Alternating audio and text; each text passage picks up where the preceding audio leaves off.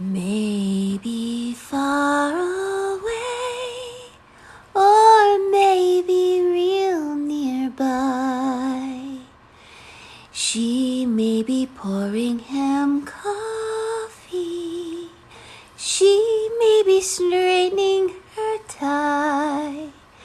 Maybe in a house all hidden by a hill. She may be playing piano. He may be paying a bill.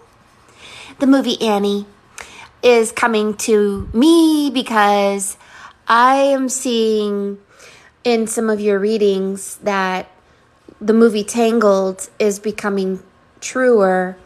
I'm not sure for all of us, but for many of us, being the little orphan Annie, being stuck in a tower by a false mother or a false father who feed off of us.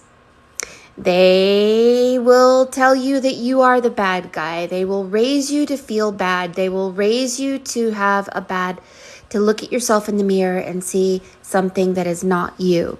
They will convince you, brainwash you, and do everything they can to steal your beautiful eternal flower energy, your hair, your power of life. So in the movie Tangled, escaping the prison is escaping the tower. And when you escape the tower, you will have contradicting thoughts. You will feel guilty about leaving your family behind. Oh, shoot, I'm disappointing my mother. Oh, shoot, I should be this, I should be that. I'm making these people feel sad. And then on the other spectrum, you may be saying to yourself, F off. You guys were never kind to me. You were never nice to me. You were always thinking the worst of me, kicking me while I was down, and then putting me on a guilt trip if I tried to stand up for myself. All right. So this little orphan Annie story comes to mind also because I just did a reading for Stephanie, Divine Awakening 369. And in the reading, her dad came forward like he had passed away. And I was like, oh, I guess you have two fathers, Stephanie, because your dad is coming forward like he's passed away. And she was like, well, he's not passed away. He's alive. And I was like, okay. And so I assumed it was some other father. Well, she just called me and told me that her dad did pass away and that he's been passed away for a month. And so when he came forward in the reading, Spirit knows everything. I don't know anything. I in my brain, I'm like, have no clue. That little orphan Annie and the movie Tangled, in our body, we have no clue we are under narcissistic control by the World Wide Web, by the Wicked Witch of the West, by principalities and powers we are unaware of. But your higher self does. And so when I saw Stephanie's dad on the spirit realm, she didn't know he'd passed away, but Spirit knows. And he knew because he came forward in the reading to kind of communicate with her. So I'm just here to remind you guys that the world isn't what you think it is. And timelines are bodies of gods. And we were in the body of Yeshua, moon and sun. Yah means moon, Shua means sun. Now we've shifted into a new body. It's okay to know the truth. And it's okay to let go and to allow your heart to connect with joy and peace and love, and to allow ourselves to live in prosperity with our true family, our true divinity, our true energy, and be able to be creative and using our passion for the hands of God. It reminds me of the movie Toys with Robin Williams, where everybody had their own little room and they all created something fantastic that just filled the hearts of children with joy. And that's what I like. I like the idea of having the heart of a child. I don't know if you know it, but this robot is actually on the movie Toys with Robin Williams. And so the heart of a child is our true form in this physical body. Your spirit is eternal, knows timeline shifting, knows the past, present, and future. And we do not have power here unless we become half flesh, half spirit. When we can align our mind and our heart to our higher self, then we become oracles, we become psychics, we become the hands, the feet, and the mouth of God. And so miracles start happening from there. And it's amazing. So welcome. My name is Mary Moses. We are about to walk into the oracle room. An oracle is someone that speaks the voice of God, or at least tries to. And I don't know if I'm always correct. I know that my physical body is limited, but I know my higher self is all-knowing. So I try really hard to not be me. I try to be half flesh, half spirit, and balance between that. It's never my intention for you guys to believe everything I'm saying, because I don't even know if I believe everything I'm saying. When I read the blueprint of your soul, that's your truth, your blueprint, not necessarily mine or yours.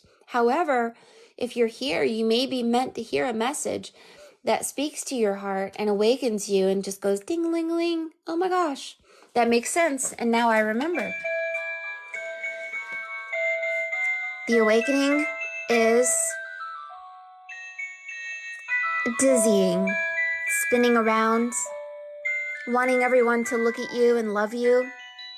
When we're raised in a place where we're depleted of sufficient love, like true love, not just fake love, we will stand on a stage and do great and mighty things to try to get the world to love us. Mommy, Daddy, do you love me now? Sister, brother, do you love me now? Aunt, uncle, do you love me now? God, do you love me now? Grandma, Grandpa, do you love me now? What if I become a famous singer or something amazing? Will you love me now? And this is the false mommy, daddy, grandma, grandpa, brother, sister, because a true mother, a true father, a true grandmother, true grandfather would never see the worst in you. Your energy is sufficient for love just by being you, just by walking into the room and smiling. That's it. And then if you decide through your powerful creative energy to make something amazing, it doesn't come from the foundation of low self-worth or self-importance. It comes from the foundation of God wanting to play, wanting to be joyful. Cannot enter the kingdom of heaven unless you have the heart of a child, right, Zoltar? A cat silently crosses a rooftop as a ripple crossed still water. Yet there was no pebble tossed, nor wind to blow. Without explanation as to why, your answer will be no. Remember, your path was made for your steps alone. Our path is made for our steps alone. This is what I love to do about these readings, because not every reading is the same. Sometimes I see Jesus come forward for you. Sometimes some strange god named Akhenaten that I had to figure out who that dude was. Sometimes Freya comes forward. Sometimes Odin comes forward. It all depends on the blueprint of your soul. We're all here for different reasons, not all universal reasons. Some people are here because they're in a prison. They were sentenced here. Some people were captured or kidnapped here. Some people are here to help other people get out of here. So it's all a different story every time, and that's what's so exciting about doing this process. So welcome. We're going to be doing a reading for Na Moon. I love her name. And I will talk to you at the end of this reading. I just have to stay connected to Namun, and I just called her. So, oh, you're here to help. I love that. Oh, I love that. They are all Jesus. Yes, if you're thinking in terms of the body of Christ is the age of Pisces. So Jesus said, turn over a stone, and there I am also. Split a piece of wood, and there I am also. This is him saying, look, I'm the fish. My name is Yeshua. Yah means moon. Shua means sun. When you're born in the age of Pisces, you will be nailed to the cross. You will have to heal 7 wounds. 7 spirits of God will come to you to heal those 7 wounds. Those 7 wounds are your 7 chakras. Because you live on the realm of 7, 7 continents, 7 seas, 7 days in a week, 7 colors to the rainbow, 7 musical notes, 7 metals, 7 chakras, 7 scrolls, 7 seals, 7 trumpets, 7 heavens, 7 wonders of the world, 7 deadly sins. It goes on and on and on. You forgive 70 times 7. Yes. But you do shift out of the body of Christ. When you shift from Pisces to Aquarius, this is the golden age of Aquarius. It's your golden crown they talk about in Revelations. Once you move from Yah, moon, to Shua, sun, you go through a flipping. And the Bible says that God keeps the truth for his glory. So not all the truths are in the Bible. And when you are meant to hear the voice of truth, whatever it is for you, you will go through a pole shift and you will flip into another body. And so going from the age of Pisces into the age of Aquarius is dying and rebirthing, being born again in higher realms. So even in the Bible, it says your born again self is being reborn in higher places. Where is that higher place? When your consciousness begins to match with the consciousness of your higher self, you ascend. You become one with your born again higher self. It's an invisible self you cannot see. Yeah, you are right, I think, in that sense, but at the same time, timelines shift. This is why Jesus said, you have the ability to move mountains, moving mountains, shifting realities from one body of a God to the other through forgiveness, through awakening, through a myriad of complicated life scenarios. We disengage our mind from the matrix and engage our heart to focus on spirit. And I don't know. It's crazy, isn't it? The whole world, how it works. So Namun, I am ready to connect with you. Let us get our Mushi butterfly is going to kiss your peace and anoint you with rose essential oil. A normal human body resonates about 70 to 100 hertz frequency. If you have a compromised immune system, you are probably vibrating or resonating about 60. And if you are about to die, you are at 25 hertz frequency. So if you want to become a Reiki healer and raise your frequency to that of a higher oscillation, then you will think in terms of frequency. Rose essential oil has 320 hertz frequency. It has the highest frequency of all the essential oils.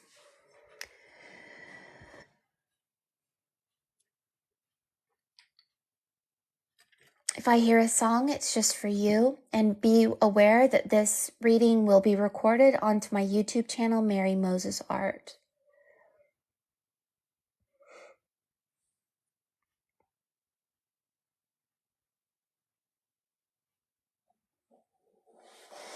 Diamond girl,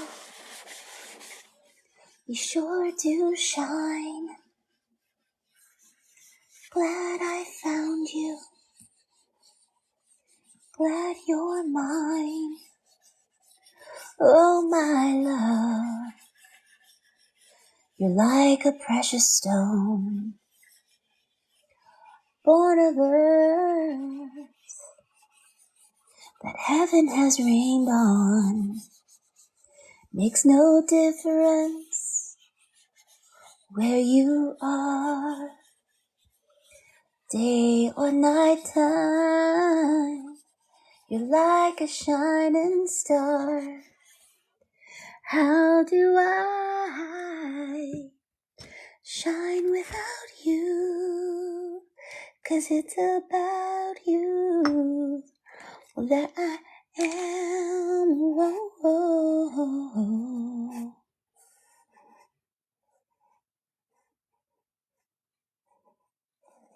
Diamond girl, you sure do shine. Glad I found you. Glad you're mine. I could never find another one like you. Pardon me Mm-hmm. Can't you feel the whole world is turning? You are real and you are burning.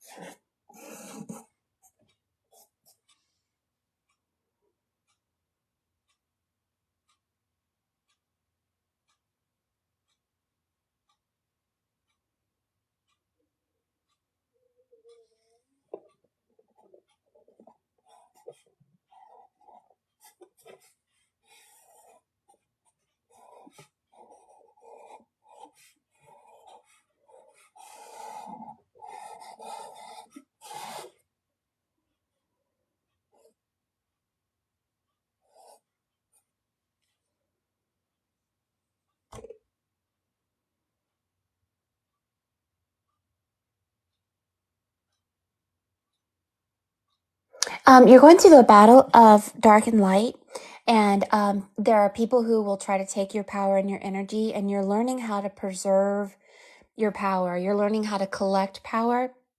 You're also going through the crown. This means you're learning how to direct your thoughts.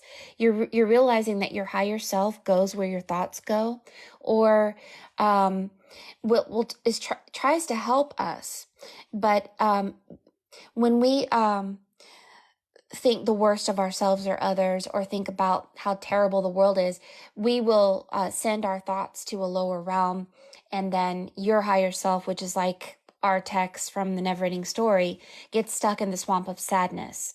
And so you're going through balancing dark and light, and there's bullhorns here. There's people reaching out saying, give me your power, give me your energy. And you are focusing on the eternal flower and your crown. You do have and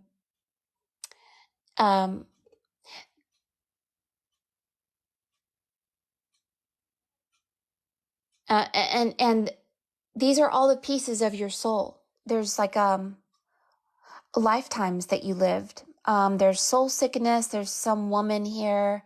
There's some bed. There's a something about your life being connected to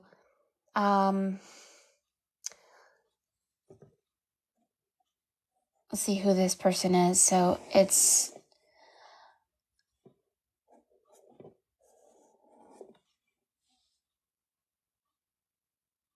old contracts. So she's holding a piece of paper that's folded like this, and like old writing on an old paper. And this is letting go of who we were, who our families were, what we had an allegiance to. And she's wearing the water symbol. This means that we were devoted to the age of Pisces. We were devoted to the waters of chaos. This is the god Yam, or Yahshua or Yahweh. Whenever you're thinking of Yah, think of water. But now we have another devotion, and this devotion is the Age of Aquarius, the Golden Age of Aquarius, the Sun and the Fire. So you're going through the eternal flame, and this is a flower that's on fire. But your higher self is a lion and a lioness. I saw both. That has a shield that is black and white. You have a bird that's the raven and the white dove, but it may be a bluebird here. So these two things are speaking to your ear about your DNA, about the infinity symbol, about eternal life, and about quantum jumping through your mind and listening. Your mind is like helium. You have helium balloons here. Your thoughts go up, not down. Your thoughts should never go down anymore. If you find your thoughts going down here, your higher self will go down there and you'll bring the Wicked Witch up. You'll bring the Voldemort up. You'll bring curses and contracts up, and it doesn't exist anymore. Now, they may tell you that they, quote unquote, whatever we're seeing, may tell you that, oh, we haven't shifted yet, things aren't changed yet. But yes, they have. So there's a symbol of the ram here.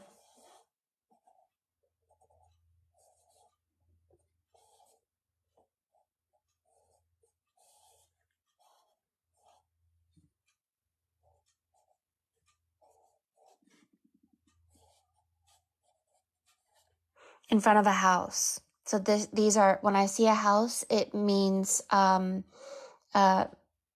zodiac influences. And this is the ram. Now, this person right here in your life represented the bull. And this was the bull right here with the horns going like this and like this, creating a portal with your mind.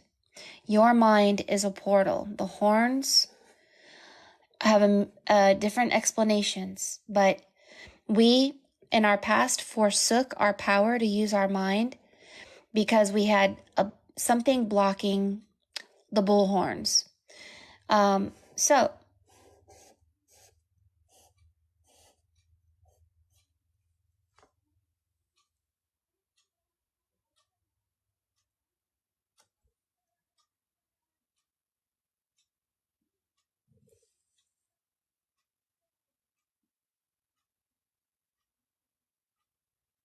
I hear a bumblebee buzzing like really loudly. I had to stop for a second. So there's little parasites on your higher self attaching themselves to your higher self.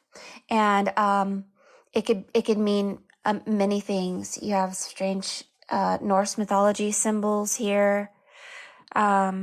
Especially the number 9 keeps coming. You have this symbol. Don't really know what that means. When I see something like a parasite on your higher self, it's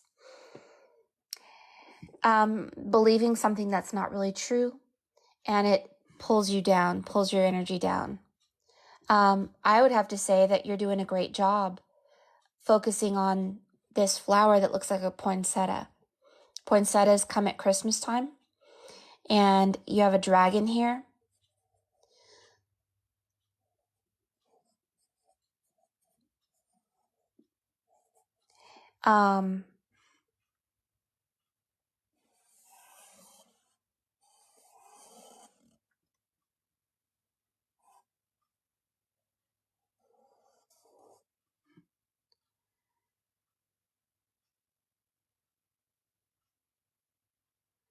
Okay, so I see where you are. Basically, this message to you, Namun, is number 1, don't let your dog, which is your higher self, your lion, go into the garden of the Wicked Witch. Your ethereal net will get tangled with the Wicked Witch of the West. This is the World Wide Web. This means close your eyes and focus on formlessness. Focus on the voice of your heart. When you're in the bath and you're playing some 963 hertz or some kind of binaural beats, imagine what your heart is saying through sacred geometry or like a mandala. Envision something coming out of your heart chakra. Envision your highest truth, your highest reality, and allow your heart to have a voice. Silence your mind, silence everything else. Your heart is like a flower that blooms, and this flower needs to speak and create reality, but it needs your mind, and your mind cannot go to what this world is about. So if people are killing each other, if people are arguing, if there's politics and it's trying to polarize your attention, close your eyes. It doesn't exist. I don't care. Let the dead bury the dead. People are fighting in your family. So what? Your true mother and father will want you to live in joy and see the best in you and not want to divert your attention to a jerk world. So your job now is to send your higher self up like a balloon. Your job now is to learn how to move mountains. How do you shift from a house to another house? Through your thoughts, through your actions. So let me tell you what that looks like. Once upon a time, we thought that we just had a physical body, but then through a miraculous occurrence like an embryo, we doubled. This is called being born again. And when we were born again, we became half flesh, half spirit. This created a sacred geometry in our life that wasn't very nice. The Vesica Piscis is the age of Pisces. It is like the body of Christ. And it will take you to the baptism of water, the baptism of fire. It will teach you about your holy grail. This Vesica Piscis is the eye of the needle. It is the belly of the whale where we often fight God, which is like a dragon. It is also the boat or the ark. If you hear God, you get into the boat. This is the eye of the needle. Going into the boat means that you hear God. It looks like an ear. When you hear God and you obey God, you become like Noah. And Noah heard God, got into the boat 2 by 2, because you cannot get into the boat unless you're half flesh, half spirit. Once you're in the boat 2 by 2, this boat will give you 2 birds. One bird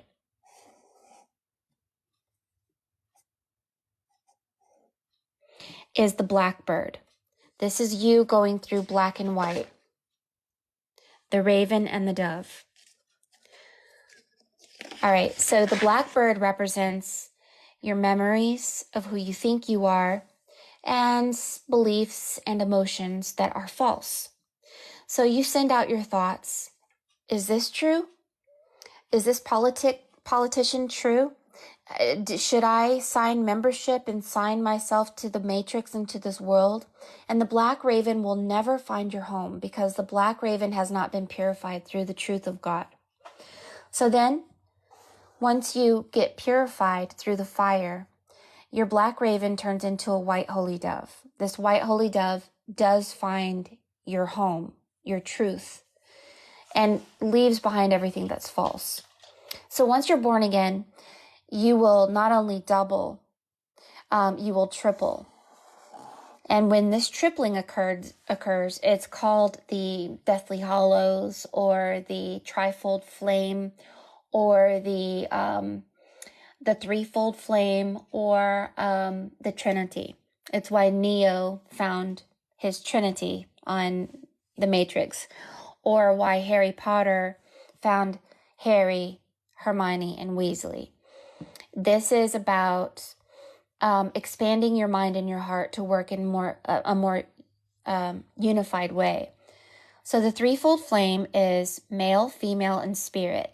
Going through the divine marriage of flesh and spirit requires that we are balanced with our emotions, our mind, knowledge, and hearing the voice of God, the invisible voice. It must be balanced in order for you to perfect this. Like, it must be perfectly in balance. And this happens in the invisible world. So the threefold flame looks like this, and it spins like a flower. It's one of the original beginnings where you start blooming into this eternal flower. And it is the invisible holy dove. This is what it looks like on the invisible realm, on the 4th and 5th dimensions. So when your holy dove goes and you send your thoughts out toward the kingdom of heaven. This means instead of thinking about what the world is doing and how much of a jerk they are, or how much of your past was such a jerk, or how much we were jerks, or whatever, we now send our thoughts up to focus on sacred geometry, mandalas, sacred numerology, and we study. It's like a school. Jesus said, my Father's house is a mansion with many rooms. Hogwarts is a school of learning. Dorothy went to her mansion, Emerald City. It's a school. You're going to learn, and you're going to feed your soul through this knowledge. So here, that's where you are. However, your holy dove will yet again grow your soul to 4. This is the flower you're holding. You'll see that the flower can grow out invisibly, but this is the olive branch that the holy dove found to give you proof that you are not stuck in a lower realm with the Wicked Witch of the West. You're not stuck there, but you are being encouraged to seek first the kingdom of God, which is not dwelling on the world or our emotions or drama. It is now time to be released from that pain and study. How do you go into Dumbledore's army and learn how to walk on water, raise the dead? Because Jesus said, if you believe me, you can become as powerful as me and more. This is our time to step into our power. So that's the flower you're holding. These are the 2 birds on your shoulder. You've gone through the baptism of water. You're going through fire. You're in the Holy Grail. You have the crown with the golden age of Aquarius, which means you have entered Aquarius. You are breaking contracts. You should not associate with people who are in the lower realm, not because you're better than them, but because it's not time to yet. They will contaminate your energy with low vibes. And it's just best to put a protection around yourself and seek first eternal life, which is the flower, eternal flower, okay? Your balloon must be going up. You are going through the 3-fold flame. You will go through the 4th. This is the number 8, eternal life. And how do we know that the number 8 is eternal life? We know it because when flesh marries spirit, it looks like that. This is the white rabbit Neo Anderson followed. Or it's the baptism of water and the baptism of fire and ice coming together, making eternal life. It's a portal. You go in this hole in the lower realm, and you come out this one in a higher realm. And this is done secretly by your DNA. So 8. All right, let's look and see what you're meant to do. I know you didn't pay for 2 pieces, but I feel to tell you a little bit more about you. Let's see, I want to get a charcoal that I like. No jerk coals. Here we go. What is Namun's power going to be? Will she be seated or standing? Is she going to be helping the lower realm, or will she be helping higher realms? Will she be in the in-between place? What is her power?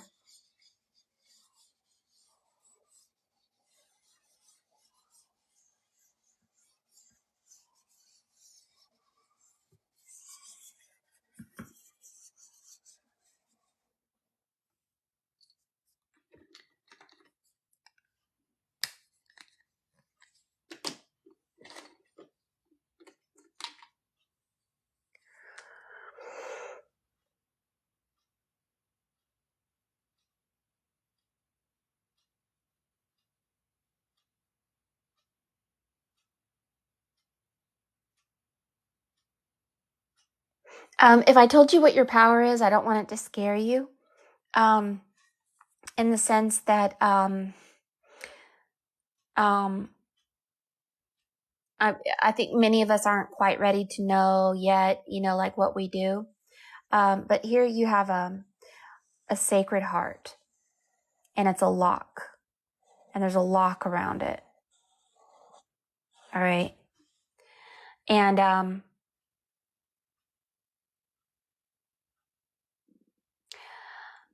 so here's what you do. Here's what you will do. And I'm not saying you do it right now, but you and your invisible self, you have an invisible self there also.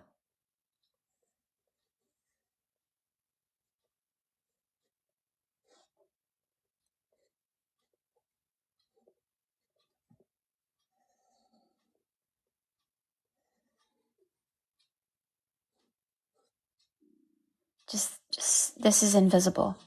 There's an invisible self here. You have the ability on the spirit realm to affect the reality of other people. And this gets into a controversial subject because they say, oh, you shouldn't ever help anybody or do anything for anyone unless you have their permission. Here's the thing.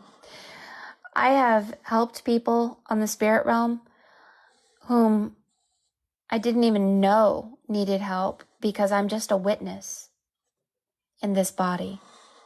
My higher self knows the butterfly effect. My higher self knows.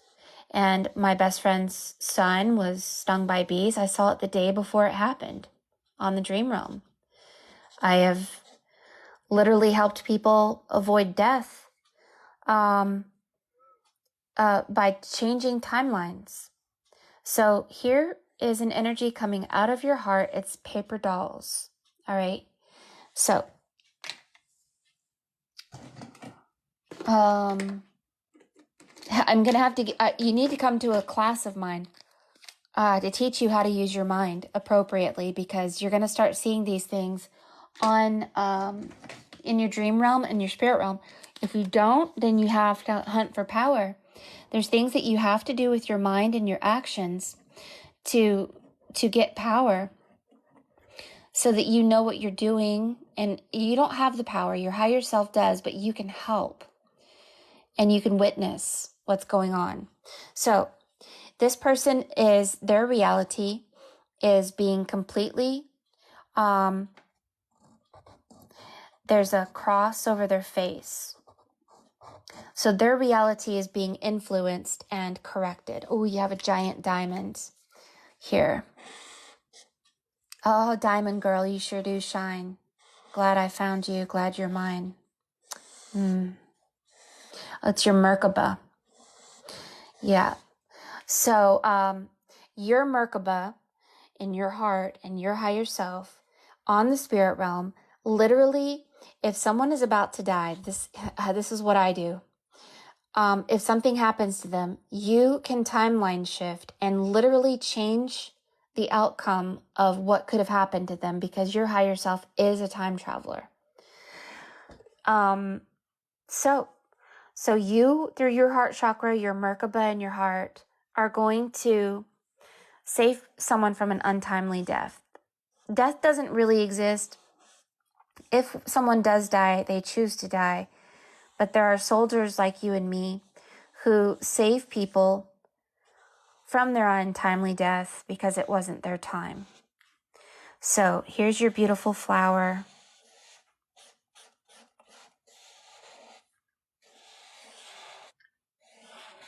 This person only has 3 flowers, the threefold flame. And they died, but they didn't die. You put them in a higher realm and a higher house. So here they are, they have a new reality. This is what it means to move mountains. You know, these religious people, they always want to tell you, well, Jesus meant this and Jesus meant that. Not true. Moving mountains is something that happens in the unseen world. I've done it. I've seen it time and time again.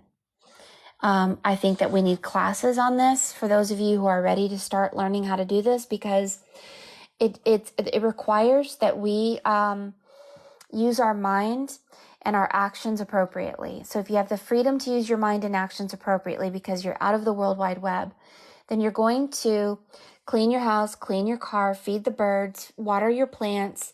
You're going to sun gaze. You're going to do things with your actions that speak to your higher self. Once you collect power, your higher self will be able to do things and you'll be able to witness it. Because think of Bastian on the Neverending Story. When Bastian started crying, Atreyu's world started crumbling. When we are sad or depressed, it messes up the timelines in other realms. Joy is our strength, and we must have the heart of a child to enter the kingdom of heaven. This means we live in the moment. We're not afraid, right? So here you are, literally saving someone from experiencing death. And they have no memory of it, none. It didn't happen. So here's a clock. There's an older woman up here saying hello, screaming hello.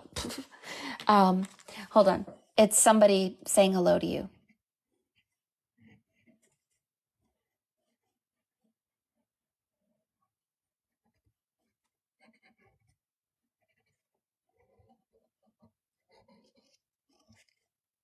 It's the number 4.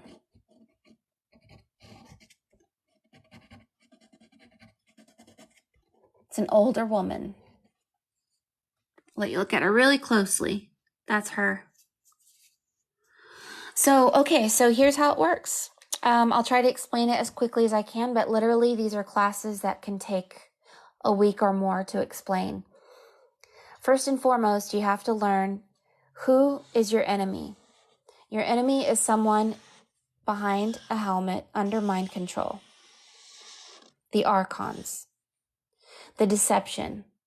Trying to take your energy and your power and divert your attention away from God. Second thing, you have to seek first the kingdom of God. Joy, passion, child of a heart, love. You have to clean. Clean your house, clean your car, clean your emotions, clean your beliefs.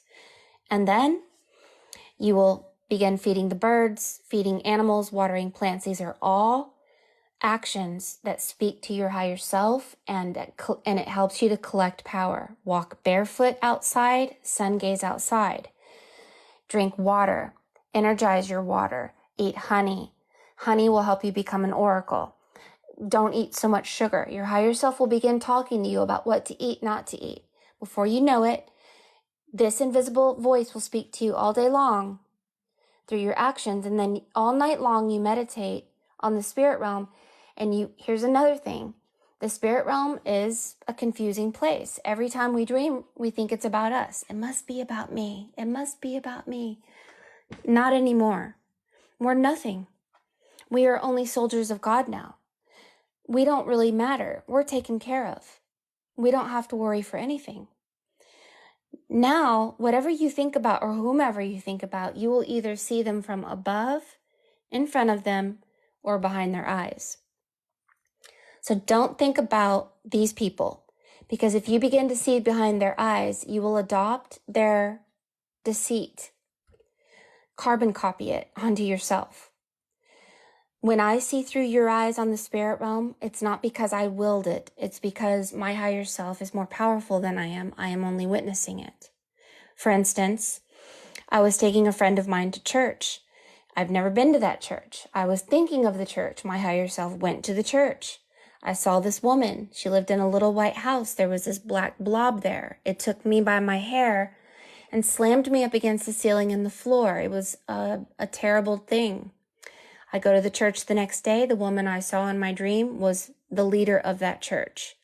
I sat right next to her for a brunch after church. I told her that I saw that she lived in a little white house and that there was a demon. She said, "It's not a demon, it's a ghost. He throws things at me." She has these little tiles in her bathroom, she said. And I'm like, no, it's a demon. It's not a ghost. It's a black blob. It's something that had power. Well, anyway, we have to be careful who we think about, because it's very much like Harry Potter. If you have low self-worth or self-importance, you'll be angry at the Voldemorts of your life. If we think about Voldemort, we will invite Voldemort into heaven. If Voldemort comes into heaven, you will see through the eyes of Voldemort. Voldemort hurts people. You will think you are hurting people. You may hurt yourself because you have the Voldemort in you, right? So we have to train our brain to seek first the kingdom of God through getting into sacred geometry, getting into things that we envision that are part of the energy of God. In the beginning was the Word, and the Word was God. God is frequency and sound. Sound turns into a sacred geometrical shape. Behind every pleasure and every pain is a sacred geometrical shape. And when we have ascended past the vesica piscis, that's good. This means that we are now past the pain. Now, we'll learn how to work our Merkaba, flesh and spirit, and we'll learn how to block these beings who cannot create their own power. They will beg you, shame you, and blame you to take your crown. They want here's how it works. They do bad things. This mind control archon reptilian energy. And they want you to connect with them so that you take their karma. You will literally be tethered not only to their energy, but to their karma, their wrongdoings, right? They want you to take all of your prosperity and joy that was already meant for you and forsake it so that you take on their sins and their burdens, which aren't yours. So when the Voldemort went into Harry Potter's head, he noticed that his relationship started falling apart because his friends didn't want to be part of Harry Potter if Voldemort's there. And he became annoying and he became negative, right? Well, we can't feel sorry for these people. They need to face face the truth, let go, surrender, follow God, seek first the kingdom of God, and then you take your crown back and you take your power and you go do what God wants you to do, and that is to heal people from experiencing death and from doing all kinds of things. So, this is so cool. You have this symbol here.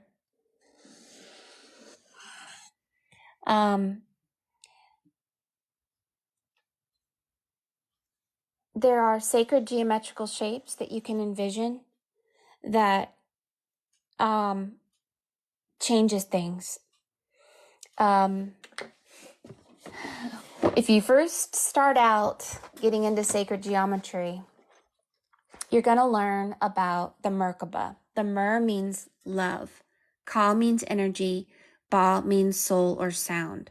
It is your chariot of fire. It is also your bird, the bird that's on your shoulder. That you have a body or a spirit that is egg-shaped, that can move into higher realms. There are 7 roses that are connected to the 7 chakras. This is the flower that you're holding. Your Merkaba is called the chakra wheel.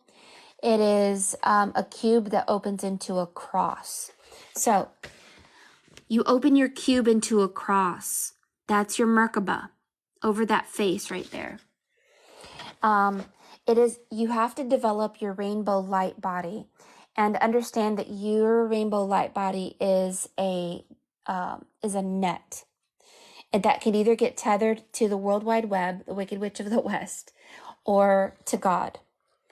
So let's talk about this. There are good and bad spirits.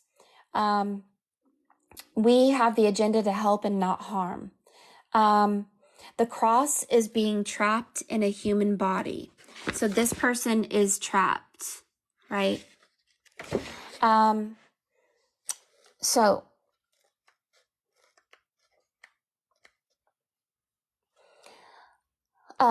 The red tetrahedron is connected to the head. The yellow octahedron is connected to the chest. The blue icosahedron is connected to the center of your body. The green hexahedron is connected to the groin area. Do not misuse sacred geometry. The double dodecahedron is very powerful. Misuse of this form can be catastrophic. But the dodecahedron is the union of heaven and earth. When you begin to visualize sacred geometry, you'll be able to use your Merkaba to create realities and to help people. Astral means a star. So you are a star. You are Christ consciousness. You are the head of the light of the sun. We have to use our spiritual muscles in our energetic field and practice our 0-point centering. We have to focus inward, this laser point, and see the sun or the light of Brahma in our brain. We have to take this light and make it larger until it envelops the world. And we have to open our perception to the unseen world. We have to know where these life centers are. What do they look like? They look like tornadoes. You have a torus field. This is why Dorothy's torus field was sucked up in a tornado. Because when we are connected to the World Wide Web or the Wicked Witch of the West or the Green Reptilian people, we will shift like a house to their world, and we will be under their power and suffering their curses and their consequences. We don't want to do that anymore. And we don't have to. So envision the grid of life design over your head and clear all blockages by envisioning gold. You're going to envision a sun here, here, here, here, and behind your head. Fill it with light and sound, and you will activate sacred geometry like this over your head. All right? You and your higher self are as one, your double self. The Archon's goal is to take your crown. This means your power, and they want you tethered to their curses so that your joy and your abundance is forsaken. And you're not doing that because you have a big job to do. And that is to help people escape death, a lower reality. You have a ladybug here. This is good luck. This is very good. Wishes, your wishes will come true. You have a star right here.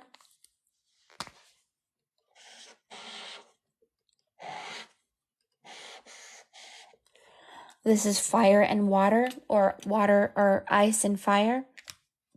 It's connected to the diamond. Your enemy is always this being under a helmet because they are in a simulation. They don't know who they are and they don't have power. So they want to steal it from those who are awake. And they have to heal themselves. Otherwise, we're not going to suffer fools anymore. We're not going to send our energy to them anymore. So this is your job. Know who your enemy is. Know what you do on the spirit realm. Know that you have the ability to connect with deceased loved ones. And know that you will become a master of time. It will take work, but you will practice. You are at 13 o'clock. You are experiencing the number 14. The number 14 is the number of the Holy Spirit. And it is about Osiris's body coming back together. Osiris was cut 14 times. So you have the number 14. And Osiris is a place, not a person. Osiris's soul was cut 14 times. 7 for her, 7 for him. The land of Oz, finding the goddess of the rainbow. Her name is Iris. This is Osiris. We go through the land of Oz, the false Wizard of Oz with the Wicked Witch of the West, to Iris, and we fly over the 7 colors of the rainbow like a pretty little bluebird to our truth, pulling back the curtain of the false wizard who was full of hot air balloon, and we focus on the flower of life and eternal life, which is the number 8. You're beginning to hear God with your ears, and good job. The 2 horns are about that we have the ability to, through our mind, travel through time. You have the ability to see through other people's eyes. You have the ability to heal people where Donnie Darko, you can heal them before they die. Your higher self saves them before something happens so they don't experience it. Your spirit guides, plural, are a lioness. This is the sun. And the dragon is a fire. It will fight you until you come into complete alignment with your higher self, where you and your higher self are on the same page, same frequency, same mind. Then your higher self and you will no longer fight your higher self. You will be an equal. So I think you're doing a great job. Just don't give up. Let go of the world and the drama of the world. Notice this is a triangle going down. This is water. And you have family members who have water symbol on their chest. These are old contracts. They're no longer yours. Cutting contracts. So, you are, and this is a book of life.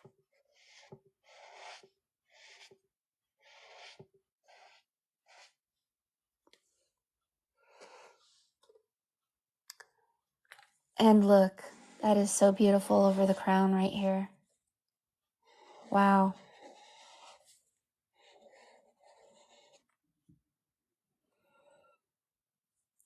Your mind doesn't die. It's eternal. So once something happens to us, our mind goes into another body, and then you do something. But you don't do it alone. You do it with your higher self. It's a wonderful time to be alive, you guys. There's a lot of shifts and changes going on. We're doing more than we ever thought we were. The Matrix will try to divert your attention. Look at the train wrecks. Look at this politician. Look at these aliens. Look at these planets. Look at this earthquake. Look at this volcano. Look at this. Look at this. Look at this. Me, me, me, me, me. And one day you say, shut up. You close your eyes and you don't care. You go underwater. You dance, you sing, you speak your song, your inner child comes out and goes la la, and you envision the world that you want. You start to see a castle and you start dancing and you start living in the moment. You don't care about tomorrow or yesterday, and you're not seeking first the kingdom of the world. You're seeking higher places, and suddenly you start to shift. You don't care if you shift or not. You just do it. It just happens naturally. Before you know it, you're going to wake up going, I was just thinking of this person and this is what I saw. It felt like me, but I don't think it was me. And you're going to realize you have the ability to see through other people's eyes. If you become adept at understanding that it's almost impossible to distinguish between you and me when we're seeing through each other's eyes. But if you have the adept mind, you'll be able to know that most of your dreams aren't about you anymore. It's about wherever you send your mind, your higher self will go there. And will do things whether you were thinking about that person or not, because I don't think about people sometimes and my higher self goes and does all kinds of things. And I'm just witnessing. So, very positive read. You're not at 12, you're at 13. Keep your thoughts high, up. Seek first the eternal flower. You got the two birds. You're balancing dark and light. Raven, holy dove, black and white. You're learning to shift houses or move mountains. Shift realities. How do you go from jerk house to a house that is in your favor? Oh, well, you got to get out of District 12 by not fighting District 12. Don't fight President Snow.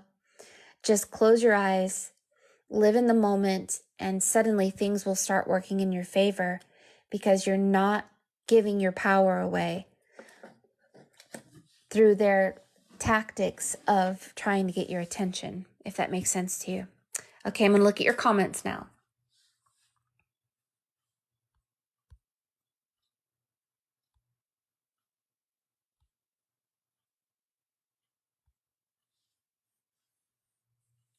Somebody says, oh, hello, Reza. I'm completely ignoring the outside world. I felt bad at first, but then I let that emotion go.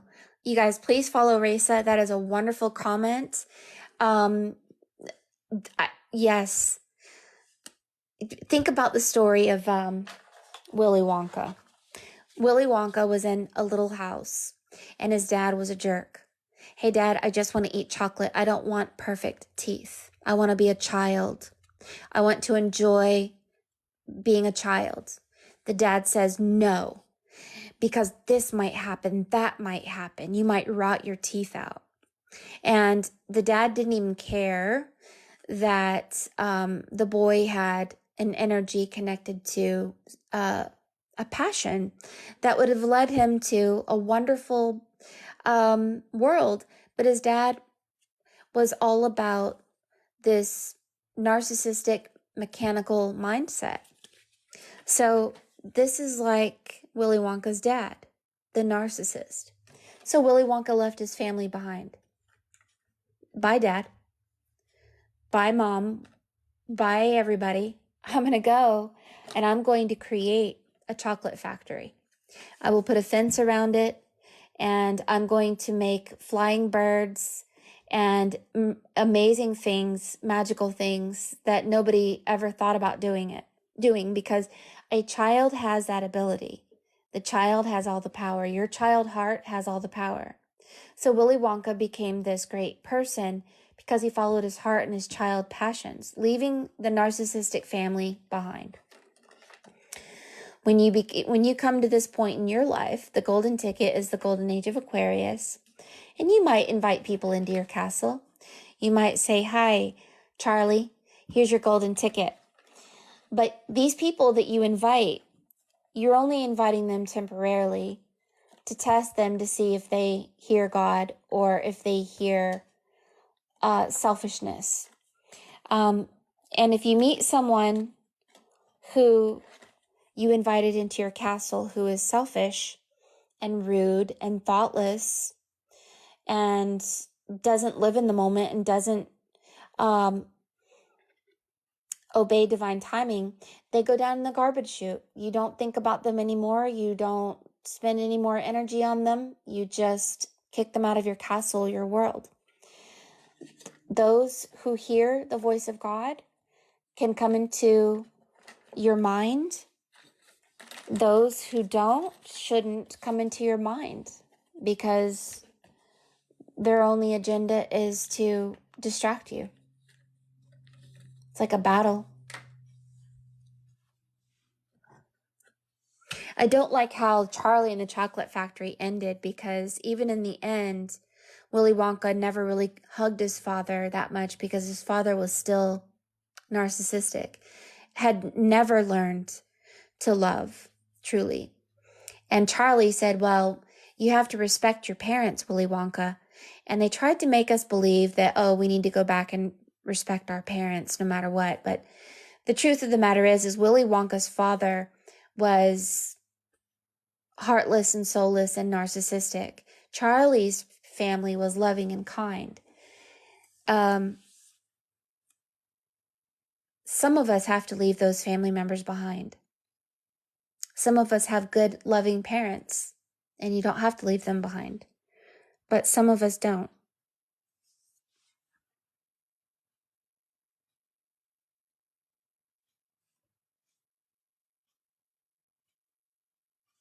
The quiet voices tell you the truth. The loud voices come from ego. Yeah, I feel that. I do. I feel like not doing these classes and these sessions sometimes because it's just, you know, sometimes I feel like I'm spinning around in a circle because I've been repeating these things for so long, and it's like, okay. I don't know. There comes a precipice in our lives when we go into a seashell and we go into a cave and we just leave the world behind and we shift. And when that shift happens, it's wonderful. It's not something to go tell everyone about, but it's something to get excited about for sure.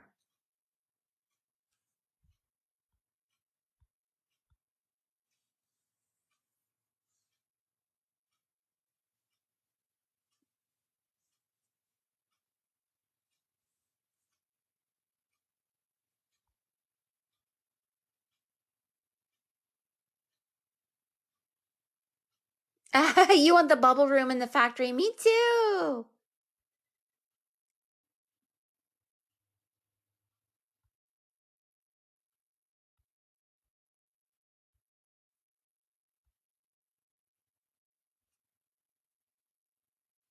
I like that one, light work. Mutually invest in those who invest in you, know your worth. I love that.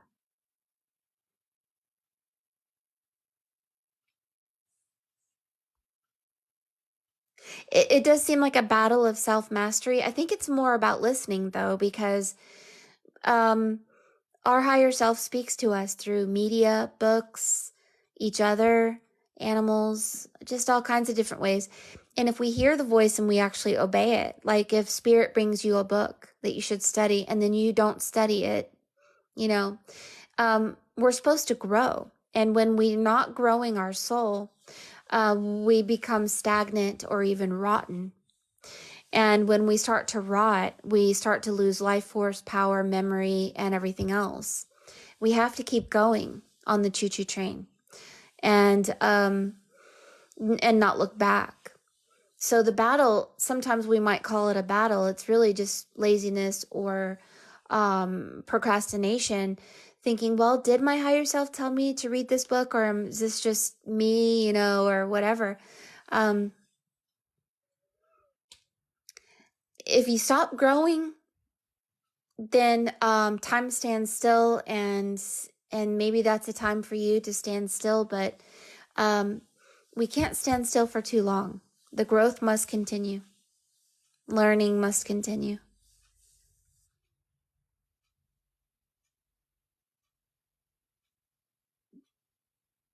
You hear ringing and singing bowls and church bells. Oh, I love that. Oh, thank you, Queen Karma. Distraction keeps one from looking forward. I love that.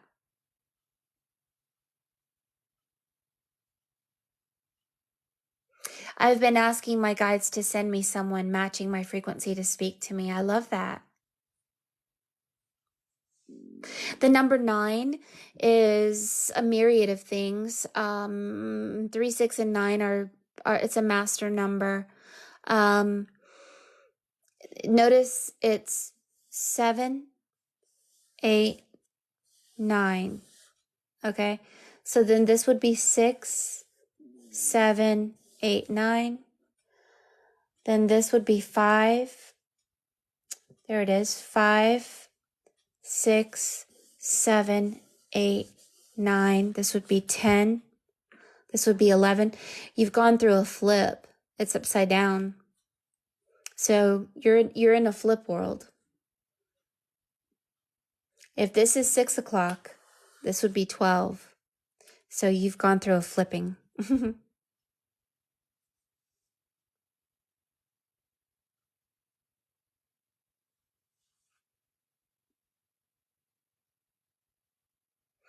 And Tarot 9 is the Hermit, where we rely on our higher self to guide us forward. It's all internal. That's exactly what this reading is saying. It's the flower of life blocking everybody else out.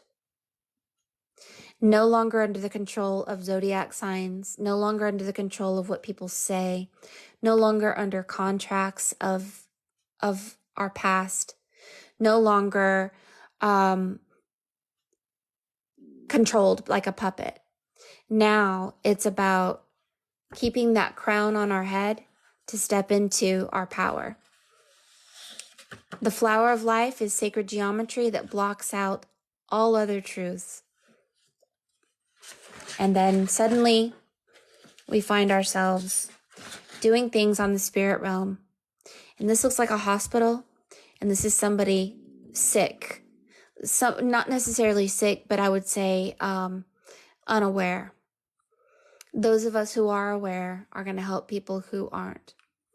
Why this is over here, this mind control energy, it may be someone in your life in the future.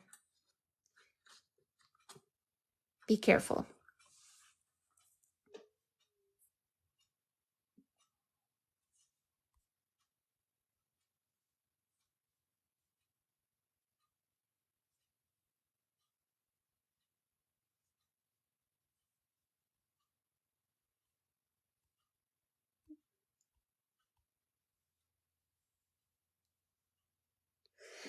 Oh yeah, I mean it's I don't know if I don't ever really see that we're going to 5D in my readings. I see that there are parallel worlds that are infinite and we shift through them like a kaleidoscope all the time, like this diamond. So let's ask Spirit, is there such thing as 5D, or do we shift realities? Is there 5D, or do we shift to infinite realities and timelines? Or do we stay the same in this physical body and our higher self shifts through timelines and we just feel it? What is it? We need to know. I need to know. Okay. So,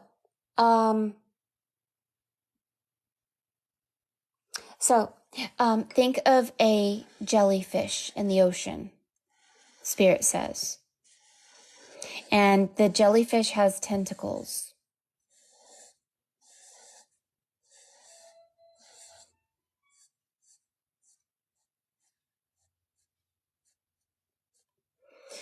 And each tentacle can touch a different timeline.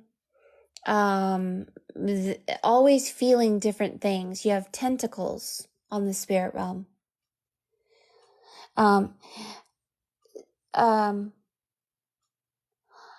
So 9, 8, and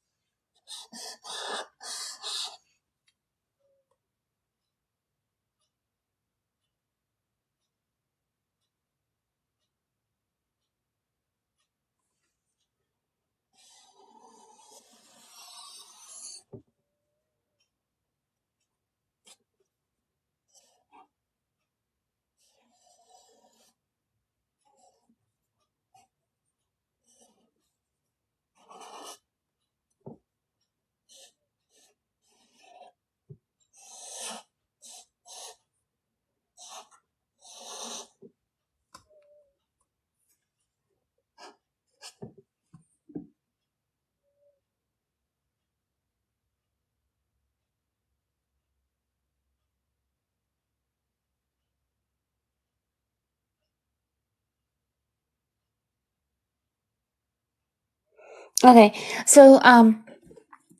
So the tentacles are touching his hand.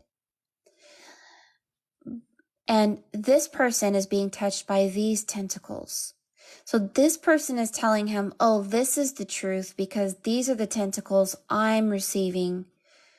And then he's receiving the tentacles from the same jellyfish, but different. It's different. So, okay, but his nose is long. So there's something that's a lie. A Pinocchio and the lie. So these are windows or doors, and sunglasses reflect something that is not being seen. So there's something Spirit is saying to us that we're not seeing quite yet. The leaf is, like, say you're a tree, and you let go of your leaves and allow your leaf to fly with the wind to go find a truth, but your tree doesn't move. So there seems to be a connection about how the energy of God is one truth that has many tentacles or many leaves on one tree. Many truths. What you may see or hear from God may not be what this person sees from God. Timelines,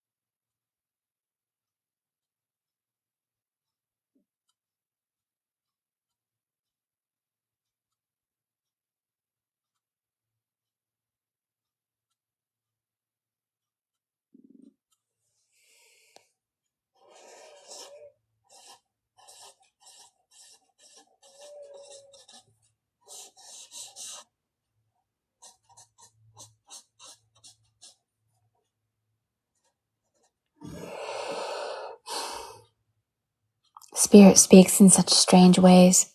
It was a caterpillar.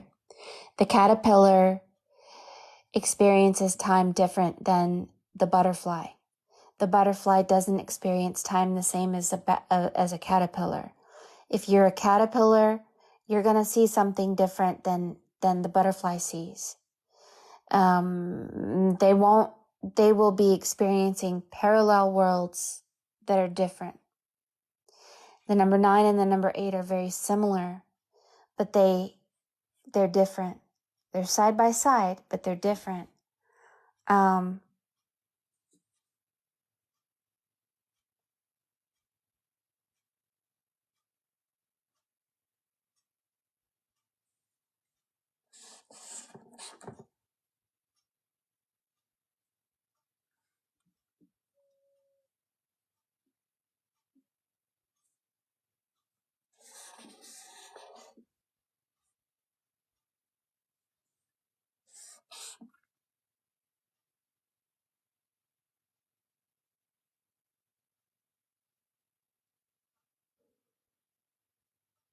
mm, mm-hmm.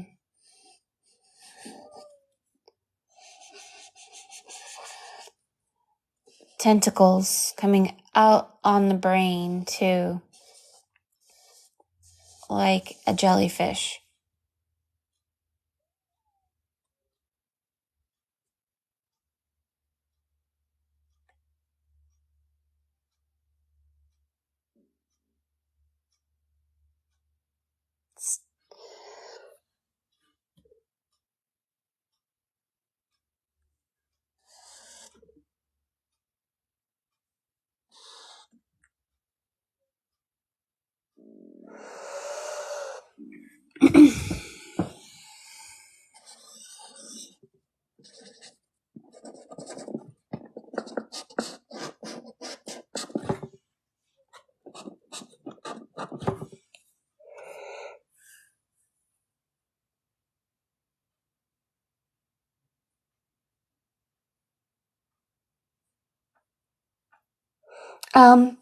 To be honest, what I really feel, and here's an onk.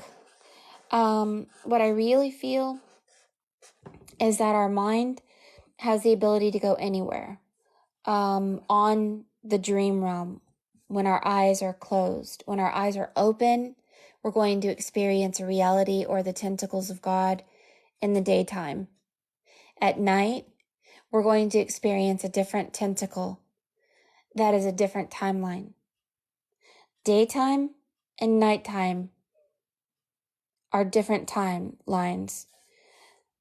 The caterpillar, the butterfly, or the dragonfly experience different timelines also. So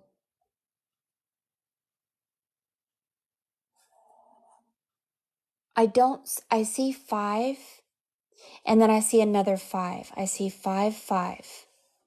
Strange. I see 11 and then 5, 5. So that's 11, 10.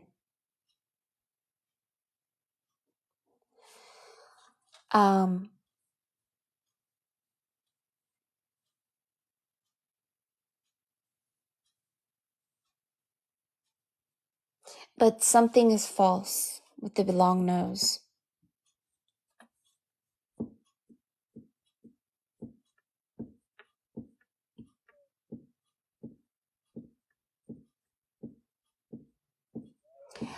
According to this reading, it's 9, 8, not 5.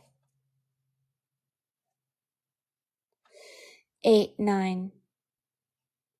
And then this is a planet that's opened up, and the energy of that planet is sending down signals onto our heads. And there's beings inside. There's something in space that looks like a big jellyfish. The tentacles send down things, and the eyes opened see things different than the eyes closed. And it's not 5, it's 9 and 8.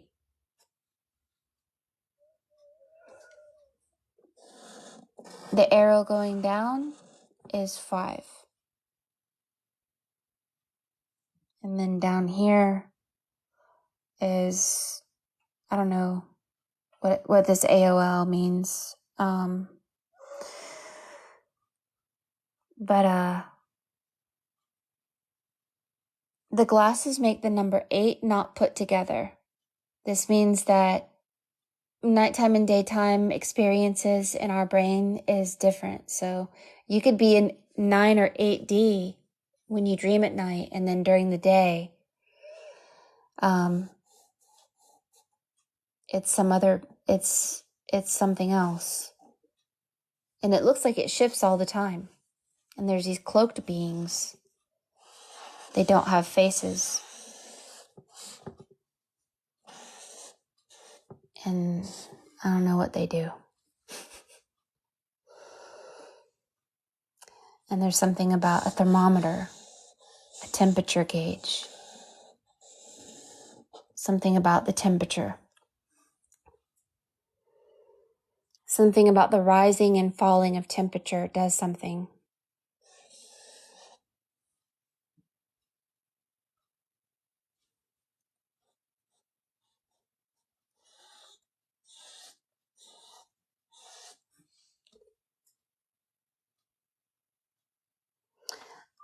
I think what this is saying is there's an upside down world.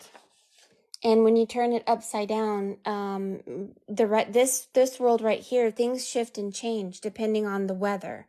So in the winter, when something about temperature here, things are different. We shift realities like a kaleidoscope.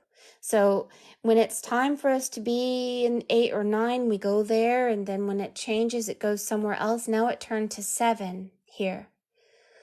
Right? And it's like 7, 8, 9, 6, 7, 8, 9. 5 is in the middle. But, I don't know. Interesting, isn't it? That spirit would speak to us about time like tentacles of a jellyfish. Interesting.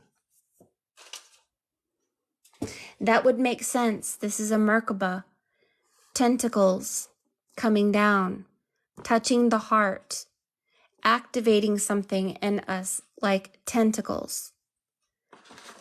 And inside that Merkaba or tentacle are 4 spirits, like the 4 flowers in Namun's reading. 1, 2, 3, 4. 1, 2, 3, 4. These 4 energies are 4 pieces of our spirit.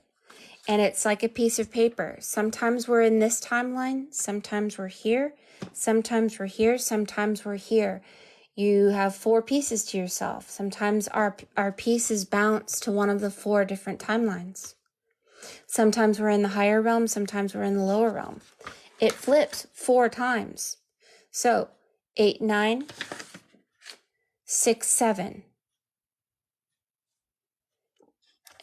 It's very strange how it works. 1, 2, 3, 4. 1, 2, 3, 4. 1, 2, 3, 4. 1, 2, 3, 4. Yes, 1, 2, 3, 4. And that this one only has 3. This means that this one died. And now all you have is 1, 2, 3. But that's okay. This one gets reborn again. And the 4th flower comes back. We have 4 selves. And every time we die of one world, we go into another one. And then it flips like a box 4 times. 1, 2, 3, 4.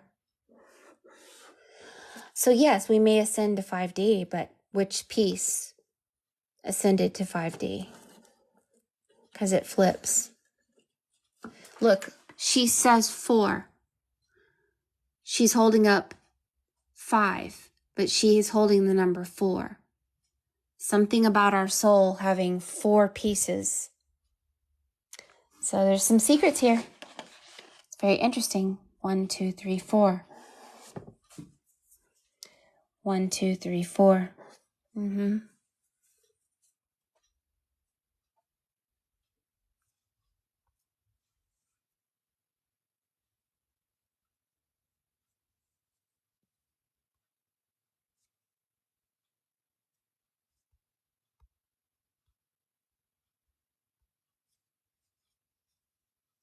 Yeah, it's like hiding away through dimensions. Thank you. Look how this dimension is literally, this line right here is cutting this person's brain in half.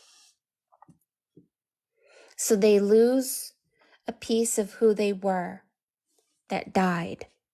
But they didn't die. They flipped into one of 4 places. And John and I talk about this a lot, where he sees the music box is 3, the triangle. There's a 4th there. This is why he says our name should have 4 names, not 3. Because it seems like there's a piece missing. And this is the piece that's missing. 1, 2, 3. There should be 4. 4 and 4 make 8. Everything else, it makes sense. But this 3 triangle, it's 4. And I feel like this dimension where there's a piece of ourselves missing, I feel like we should call to that self or something. I don't know. It's like there's something that's asleep there that needs to be woken up. But I don't know what would happen if it woke up. But 1, 2, 3, 4. The 4th is missing.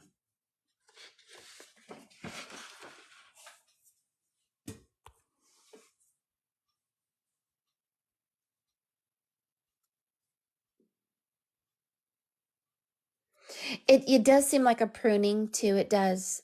Because I've done many, many readings where I've seen we were cut. I have literally seen we were cut. But I don't think it's a bad thing. Let me show you what it looks like. It is a cross. You're so welcome, Namun. Thank you for being here. Good job on your spiritual awakening. All right, what I see is a lot of Scientology concepts. All right, there are 4 realms, 2 lower realms, 2 upper realms. This is a dam. They call this the world of the damned. I've literally seen people sent here because they misuse their power in the upper realms. So if you're below the wall, or in the world of the damned, or in the two lower realms, it's a place you have to grow because you have been made little like a munchkin. You were rendered ignorant, powerless, and under narcissistic control. So this is the moon, darkness. And we move from the darkness into the light. But the pieces of ourselves that are in the dark go back to stories of Zeus. Zeus sent the goddess of the universe, Inanna, to the dark world forever.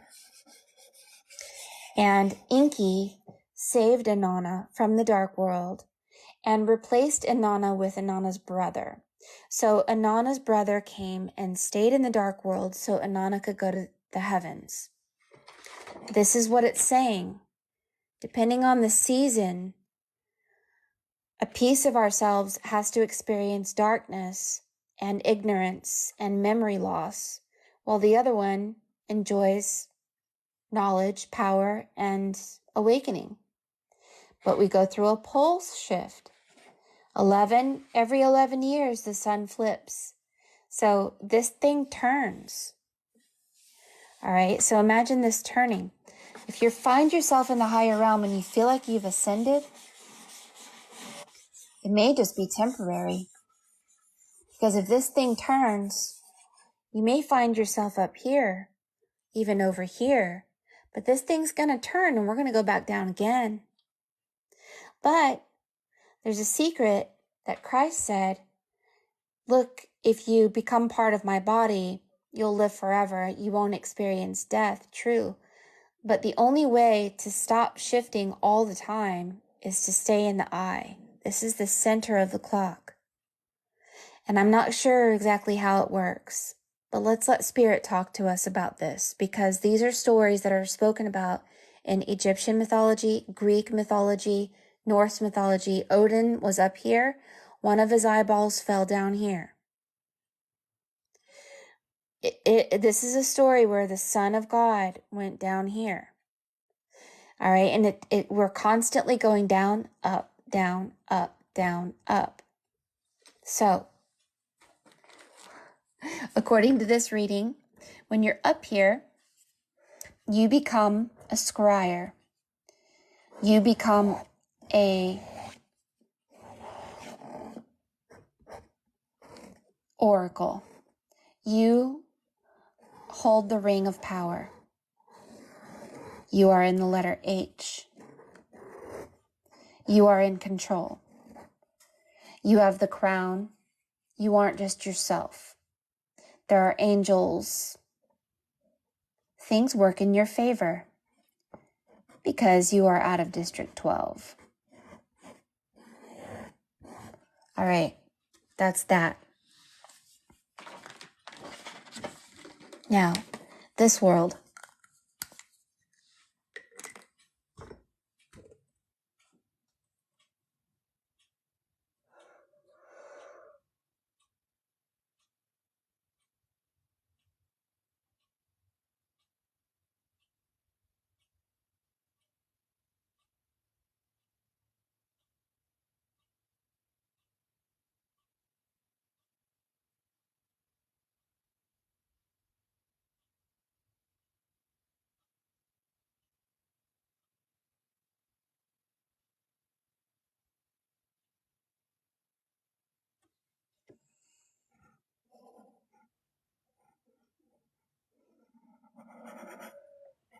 The kiss of eternal life.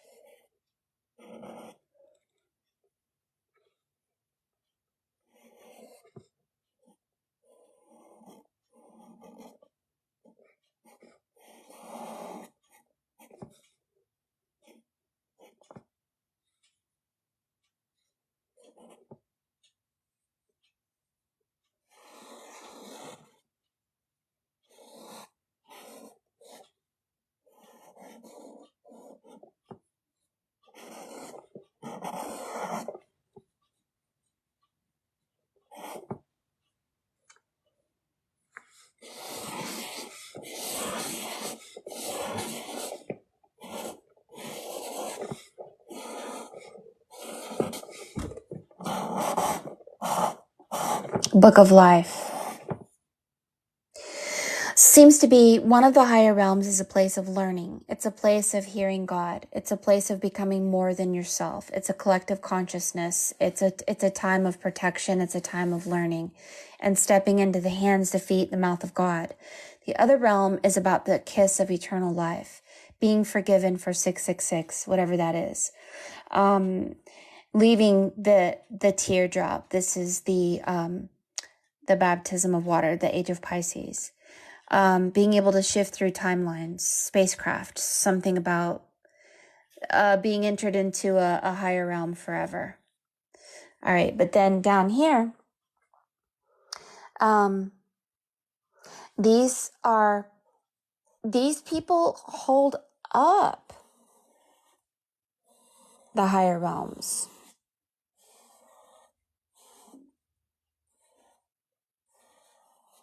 Your power and your energy is feeding them, holding them up when you're down here. So they're constantly manipulating you, pushing you to beep, beep, beep, beep, beep, and your energy goes up to them.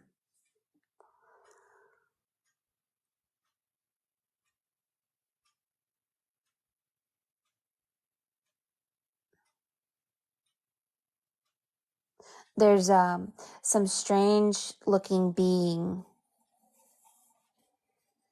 flying through both times.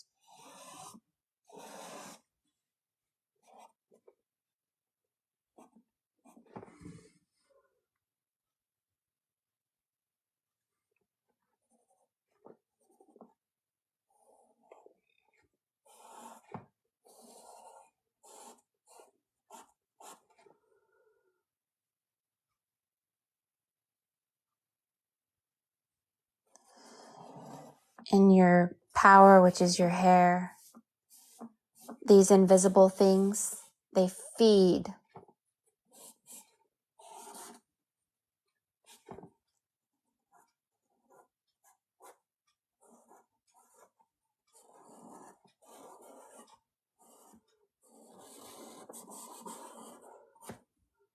It comes out of the top of your head. The top of your head has energy that these invisible things feed off of you. And everything that you are and everything that you do is on your knees, and your energy feeds a higher realm. This is why so many masters wear a head covering.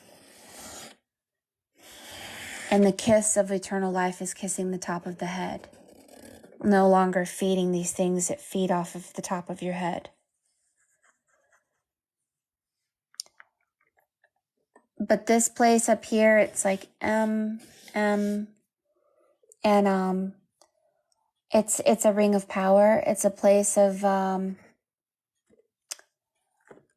some strange words here. It's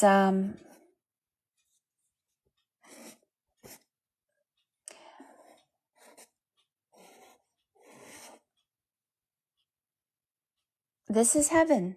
This is not suffering, not being fed upon, actually using your energy and your power for a divine purpose instead of just feeding lower energies.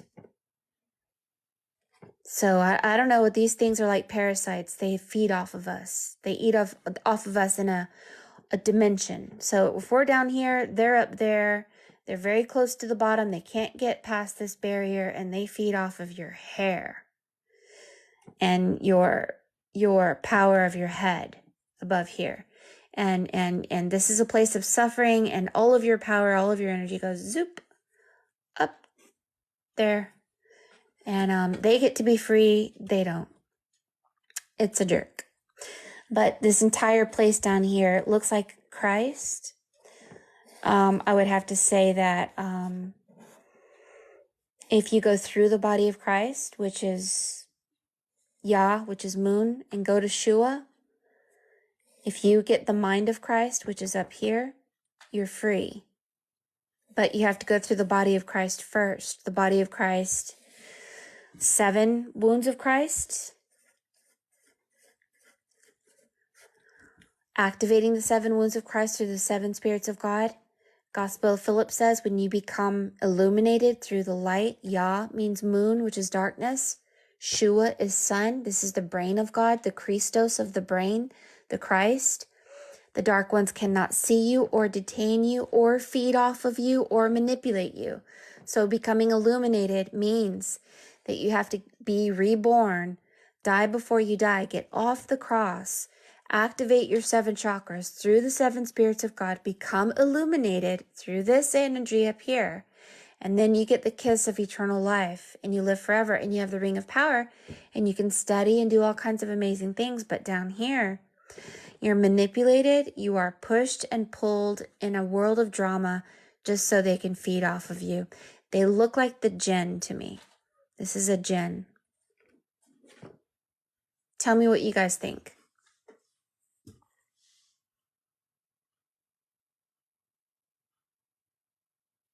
Yeah, so covering our head, I cover my head every single night with an EMF cap. I also make caps that you put a activated bamboo and salt charcoal in it. It's like an elf nightcap and you put it on at night. But this is why, witches, wizards, Jewish people, all kinds of people who know anything about the unseen world, they put a protective covering over the top of their head. Everyone does it. And you do it not because it's a religious thing, it's because somebody knows that there's these energies that feed off of the top of our head.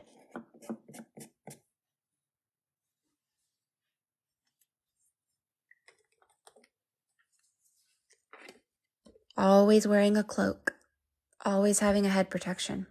But that baby doesn't. Something's going on. If you're wearing a head protection, why isn't that baby? You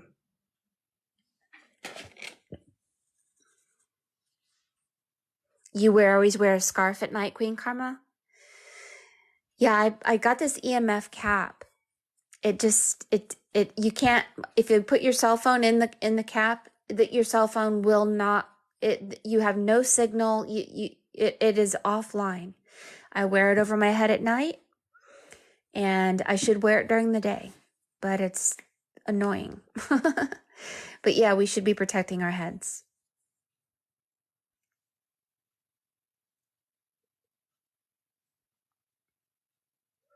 Oh, the crown isn't developed yet for the baby.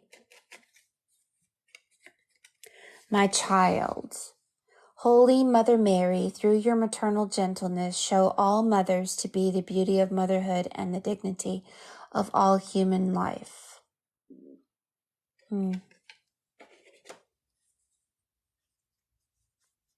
Even Zoltar wears a head covering.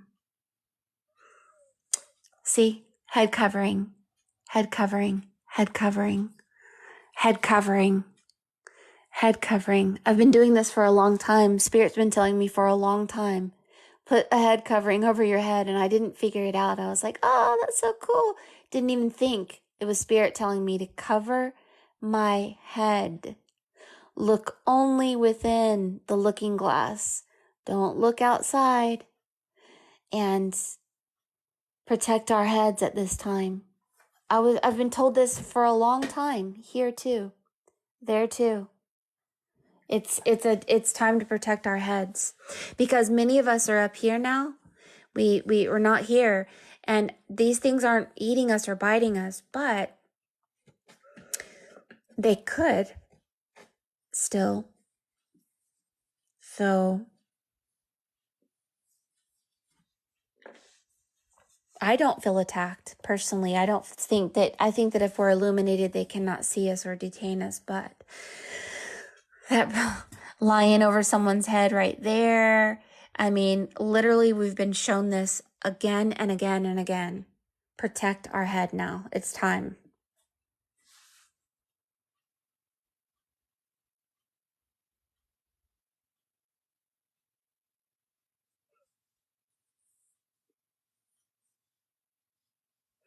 Does it matter what we cover our heads with? I'm wearing a Betty Boop trucker cap. I love it. Let me ask Spirit, what should we cover our head with? Thank you, Spirit. I love all your answers. They are awesome. What should we cover our heads with right now? Should it be?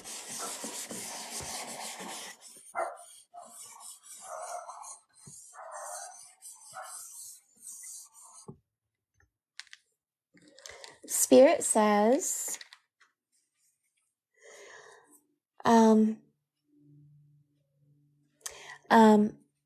it's like a bonnet.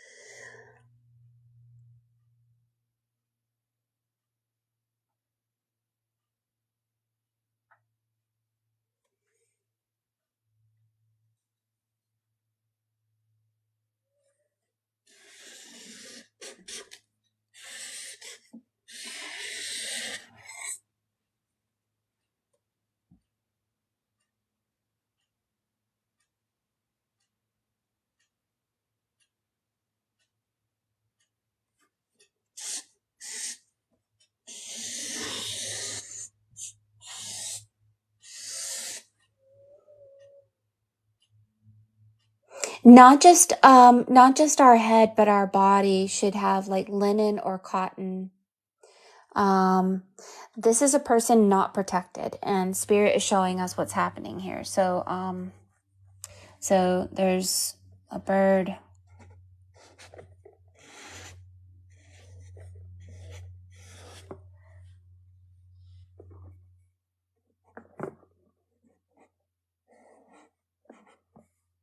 And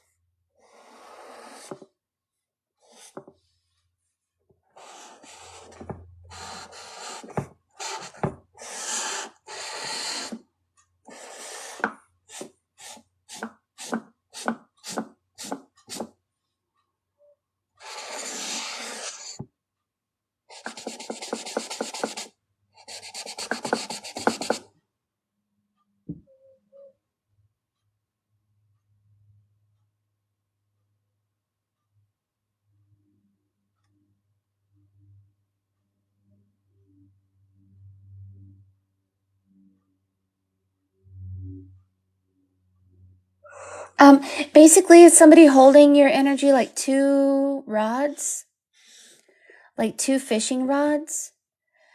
John calls them the two tethers, like a puppeteer.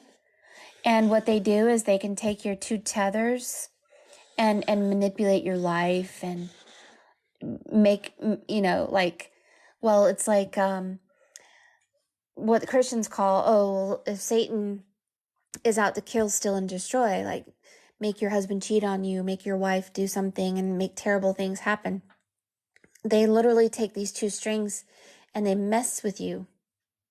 But if you're invisible, then your invisibility cloak isn't just in the material world, it's in the spirit world. So you have a face on the spirit world, and you should be invisible. The invisibility cloak comes from illumination, and the illumination makes you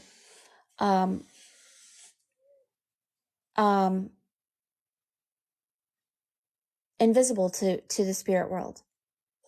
They don't mess with you. But if they see you, they mess with you. Like two rods here.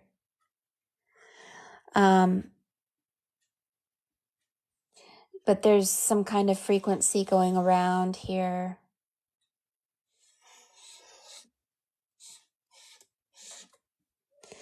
I believe that we have to be the Christ consciousness, full of illumination, invisibility, and protect ourselves both in the physical and the spirit through illumination and seeking first the kingdom of God.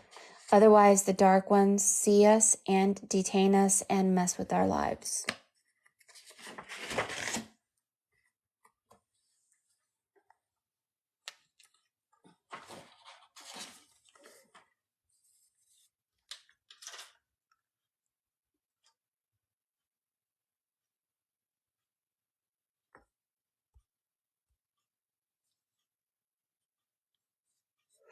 Yes, and we talked about that. Thank you for placing a golden star over your head is protective cloaking. So light work. This is what I was led to do, but also you could put a star over your head. What I was told to do is get into sacred geometry, and especially the grid of life design. It's gold. You can imagine yourself in a Merkaba. But sacred geometry is paramount. Imagining the grid of life design over your head like a pyramid and filling it with golden light. You can do a star, you can do a circle, you can do, but whatever you feel led to do, envisioning these things really helps. But action is a prayer. So I always, as an action, in addition to envisioning, I always put something over my head. A couple things I have. I make crowns. Number one, beautiful crowns to go on the head. But I have caps and nightcaps and things that I personally use as protection. But yeah, the people down here don't realize what's happening, that they're being fed upon. They have to move through the 7 chakras to get to the Christos, which is the Christ brain, which is the pineal gland here, in order to have the ring of power and to be free from the dark ones who feed off of us.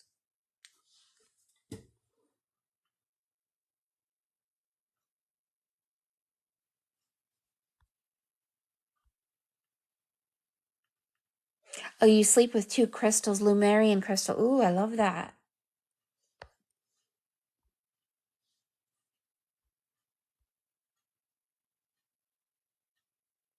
How can you do this without visualization? Draw it. You can talk to your higher self just like this. Dearest higher self, many a fortnight have I wanted to write thee a letter about protecting our head both during day and night.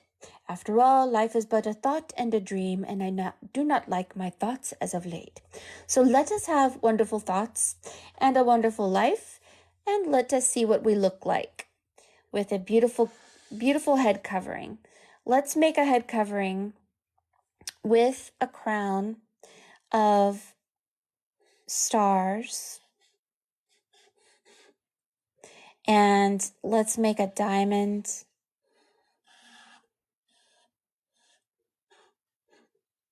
and let's make a protection of electricity over your head. Anybody who comes and tries to touch you that is not in your favor, they will get electrocuted. Make your eyebrows stern. You're serious. Make your eyes closed. You don't care about the world. You only care about your heart and God. The invisible spirit world. You balance your humanity with your spirituality. Yeah, you balance the material world with the spirit world. You're not being polarized, but maybe you can put one eye open, one eye closed. Maybe that's better. There you go. And then we have the nose. The nose is, I know, I'm noble. Make it a nice big nose. All right. Make the mouth smile. You want to be happy. Make the cheeks nice and distinguished. Power. Make it a very strong neck. Very strong shoulders. Open your throat chakra. Make light come out. Give yourself an angel.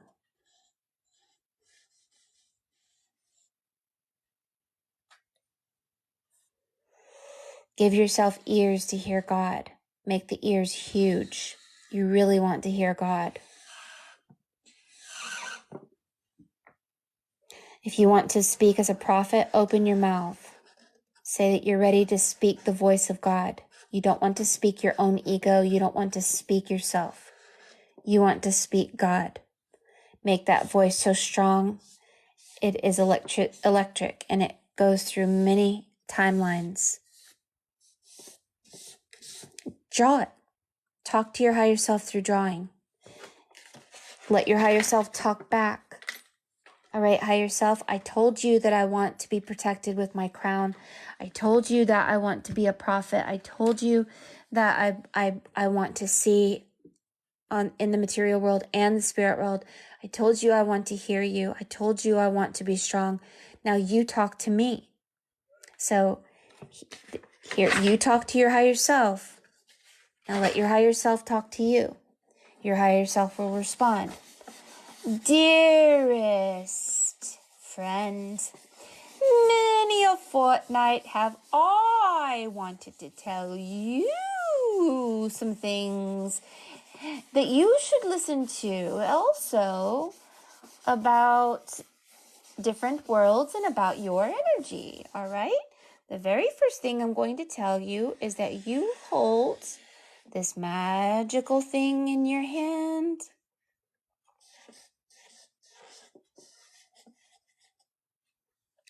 All right? And it is a ball. And you're going to envision this ball. And inside the ball, you're going to fill it with all the things that you want. All right?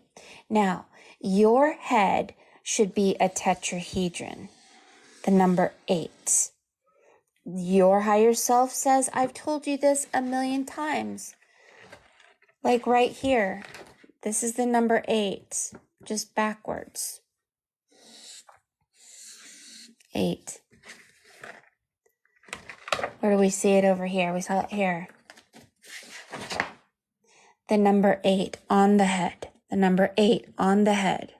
Imagine the number 8 on your head. Okay, thank you, Spirit. Now, a tetrahedron that looks like the number 8 on your head. One eye opened, one eye closed. Mouth open. This is Spirit saying, I see you. I heard you. I'm talking back to you now. So there is a telescope coming out of the eye. This is a chakra. It looks like a tornado. It's a vortex. Here, see. Sacred geometry on the ball.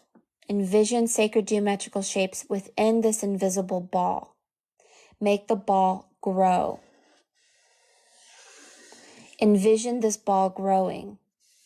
Make it a sphere and a cone. Put the ball into a sphere like this. Thank you, baby. I love you. Thank you for that. I love you. Put it in there. Imagine that the power is also coming not just from your own eye, but from somewhere else that you have faith in. So there's a sphere here. There's a sphere here. There's a cone there. There's a cone here. 2 cones on either side of the ball. Enter, exit. Enter, exit. Okay. Everybody has these spheres above their head. It's the number 8. It's the torus field. All right.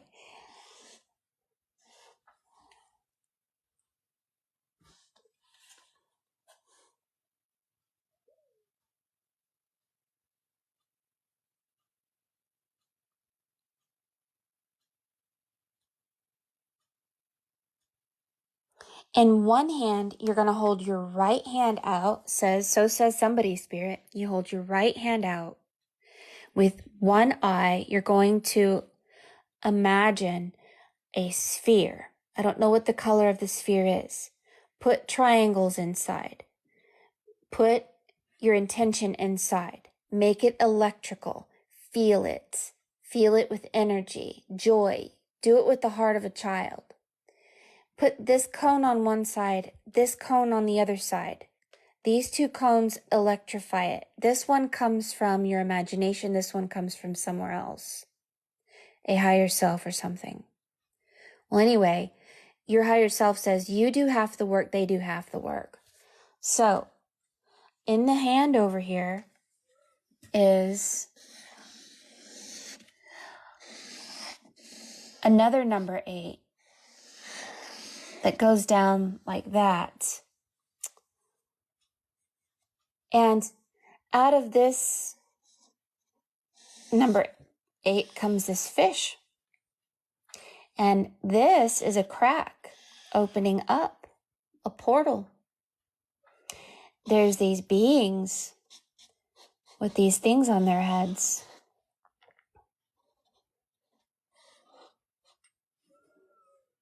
These are soldiers.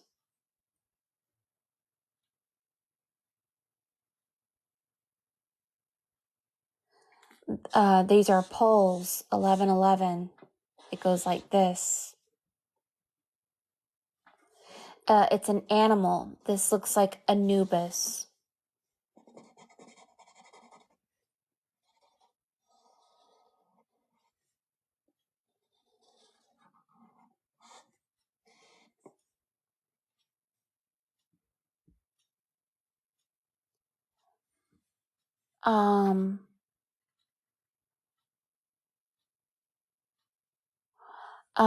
There's something about fish jumping up out of the age of Pisces, pulling up, up, up from a lower realm.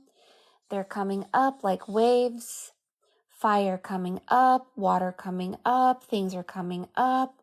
There's this symbol, it's, waves, waves, waves, waves, frequency waves, waves. Oh, you pull energy up from the ground. You have to be, your feet, the sole of your feet in the ground. You pull the energy up. Imagine a torus field coming up through your body. This is the apple. Imagine the torus field of the apple going up, envisioning this frequency, knowing you're not alone, envisioning this torus field over your head, moving around, and then you envision this particular thing. I don't know what it'll do. I'll try it myself. 3 triangles, some kind of symbol like this. Well, anyway,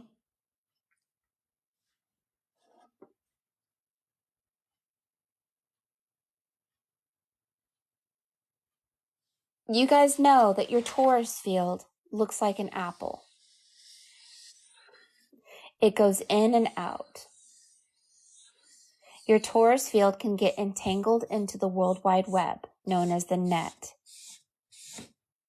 This is why when Dorothy allowed her mind to get connected to the Wicked Witch of the West, W,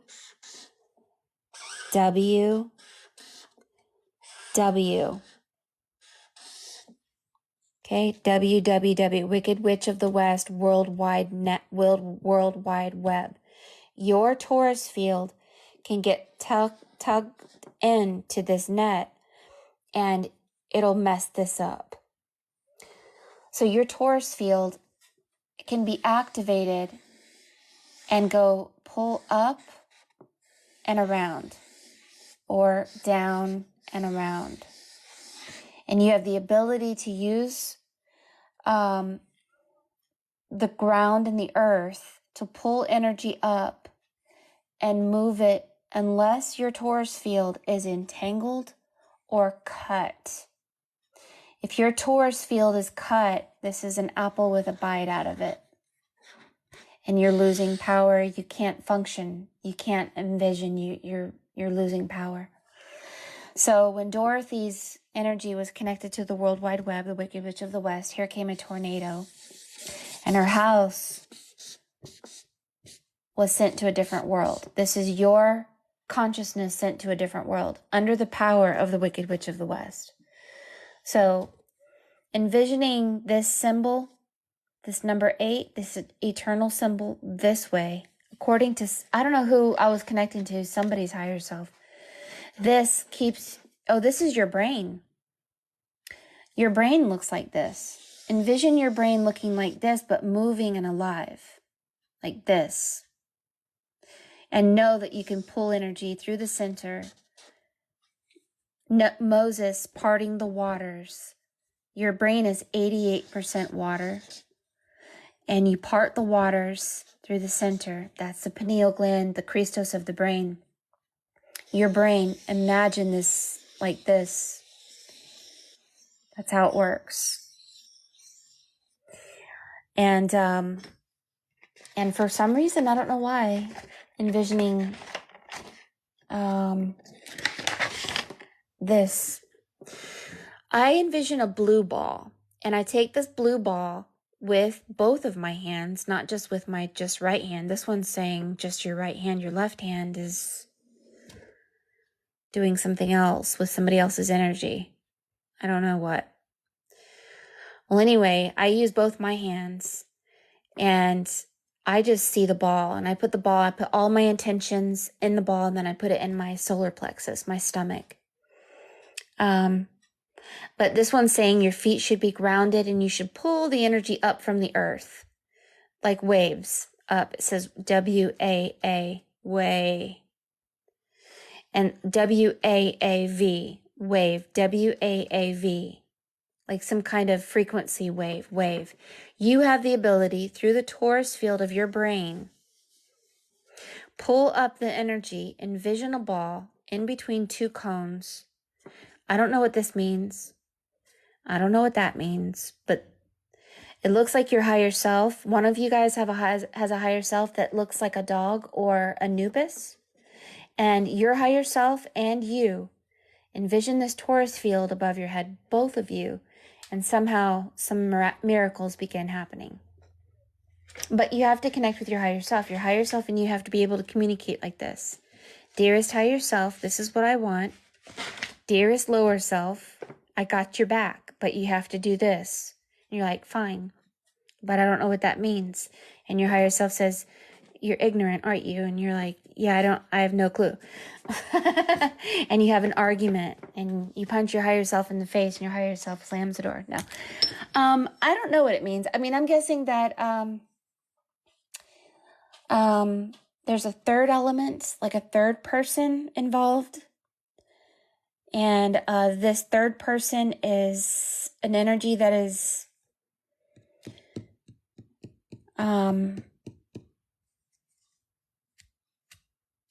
I don't know.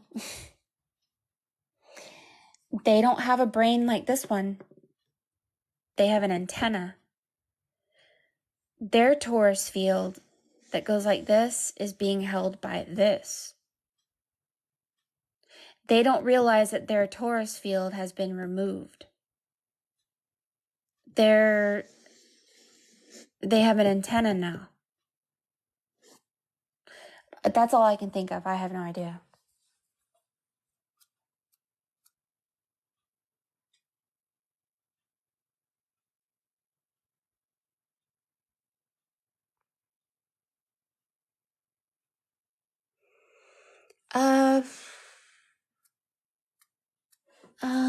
Let me see if I can ask what this is. Let me see. Who is this? Let me put a question mark with an arrow. Maybe my higher self can't hear my voice. Who is that?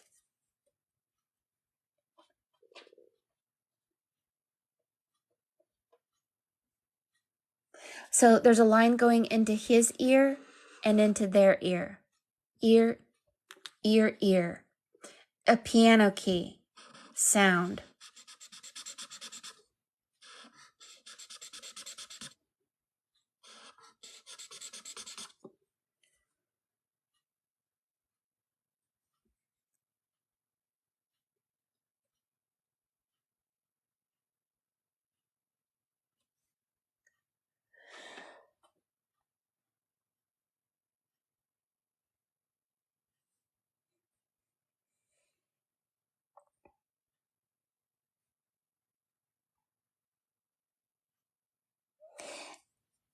I don't know if I'm right about this. I'm going to say something that I want you guys to only take as truth 10%. Because I see a bald eagle eating a flag.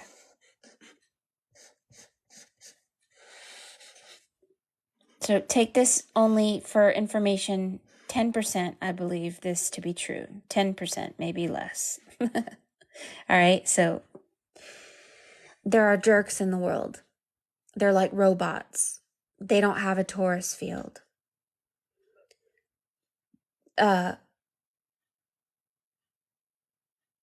We use their energy. That's what I'm thinking. But I don't know. 'Cause look,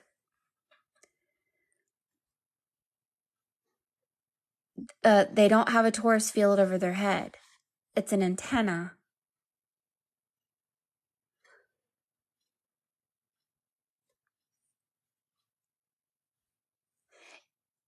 If there are principalities and powers that see what we're doing and they don't like it, we can change it around and use their jerkiness to our benefit. This person is listening to the age of Pisces.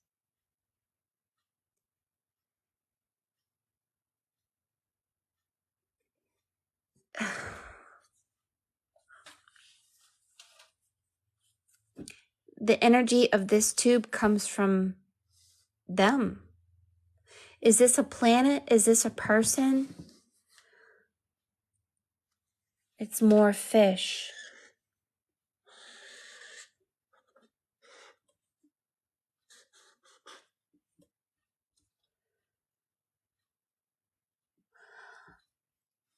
It's using the age of Pisces to go into the age of Aquarius. It's an energy. It's utilizing frequency through an old timeline to shift into a better timeline. It's using visualization and frequency, thought, sound, and action to take this energy that is a reflection of Pisces, the two fish, which is a false reality, the antenna, and shift our world to a better world through wave, WAAV. And the eagle eating the flag is letting go of old timelines. 3D.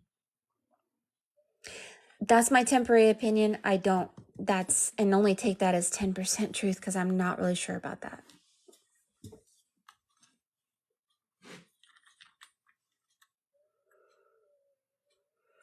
Yeah, it seems like there's a lot more being said here. This is about using the soles of your feet to touch the ground, to go up, and using your right hand to envision something, and then the torus field above your head, and frequency and sound, and 3 triangles, and speaking something into that. And I don't know. That's what someone's higher self is opening dimensions through the 2 rings, the number 8 that actually formed a crack in dimensions right here, opened a portal, a crack.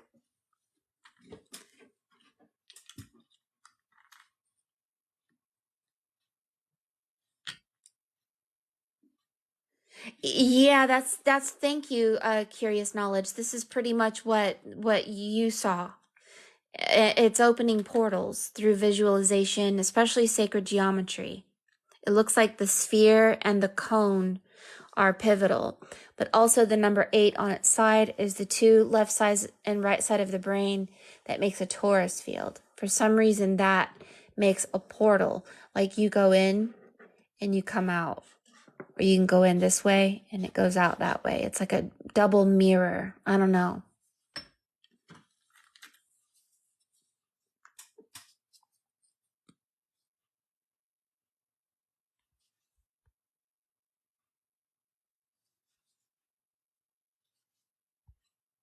No, I don't think this is bad. I don't really know, to be honest. It's MW. Sometimes when I do readings like this, I need to take a nap or go to sleep and see what spirit is saying on the spirit realm when I see things like this, because I'm ignorant. Spirit may be really wanting me to turn this upside down or turn it on its side or see it from a different perspective, and I just am not understanding, So it's just something to think about.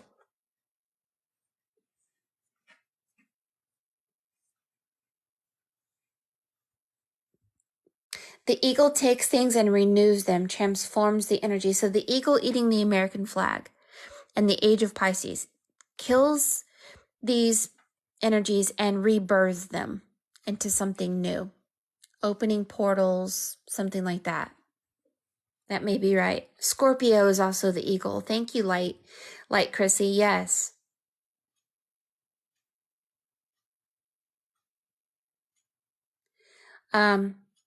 An eagle is the second stage of the Scorpio's evolution, which is the 8th. And this is the number 8. So you guys know things I don't know.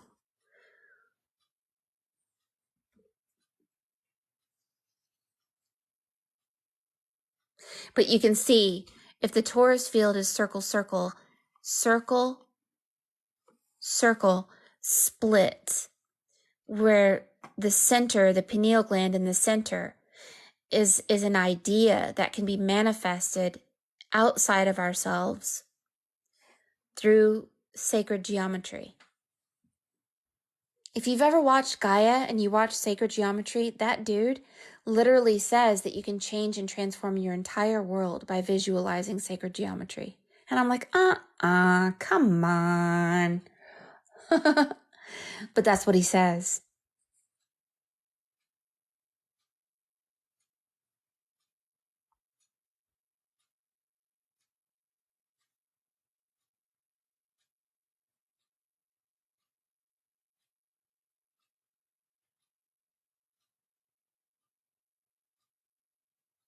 Well, if you guys want to take a picture, you can meditate on this. Know that these drawings can serve as a magical square. This means that you will look at it, your higher self will look at it, and you may have a dream.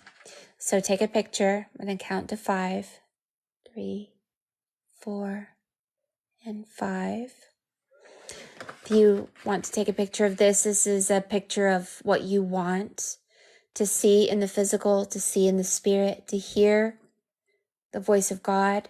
Protect your head with electricity, star, diamond, angels. Open your throat, strong, that, a communication. 2 higher realms, 2 lower realms. And then this was a second piece I did for Namun, and this is about the Merkaba, and that we all have a power on the spirit realm. Becoming aware of what we do on the spirit realm takes practice, takes concentration, takes collecting power, takes feeding our holy temple, which is our body, appropriate foods, and a myriad of things to get to the adept state where you are aware on the spirit realm through dreaming or through even visualization or remote viewing.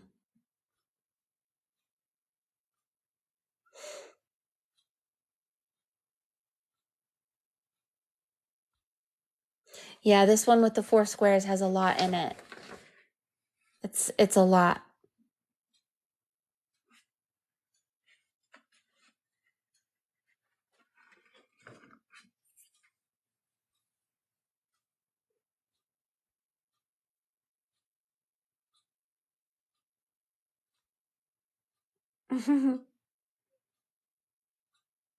So yeah, sacred geometry is everywhere. It's crazy.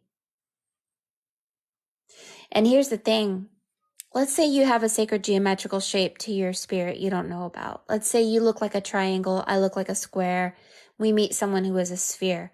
Together, we become amazing. So your higher self will lead you to people who connect the pieces where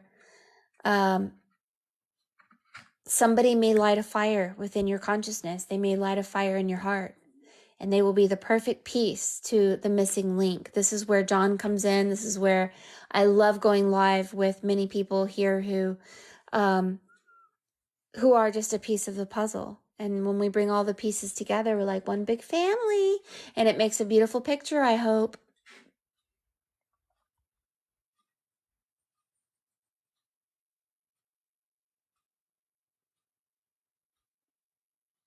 Yeah, this could represent a blind spot for sure.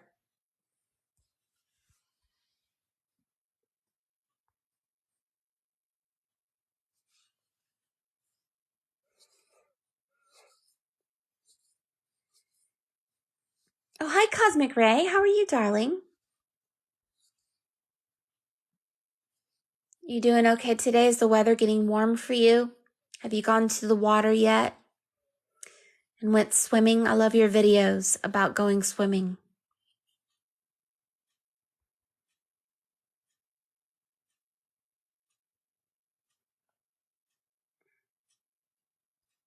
Hi, Day Michael. Thank you. I'm so glad that you're here.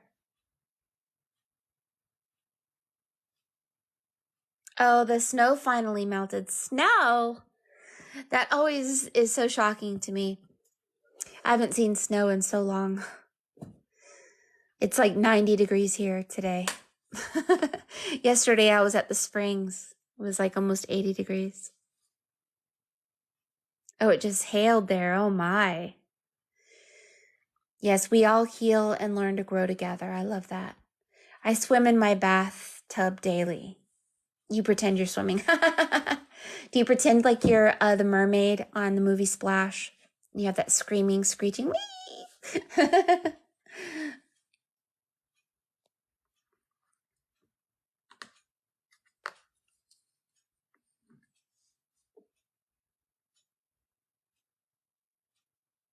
You miss warm weather. It's been cold and rainy here. Oh, I'm so sorry. You love the movie Splash? True to you? Or Trina? I love that. You were pretending you were a little mermaid a couple years about getting my voice back. Ah, from Ursula. I love that.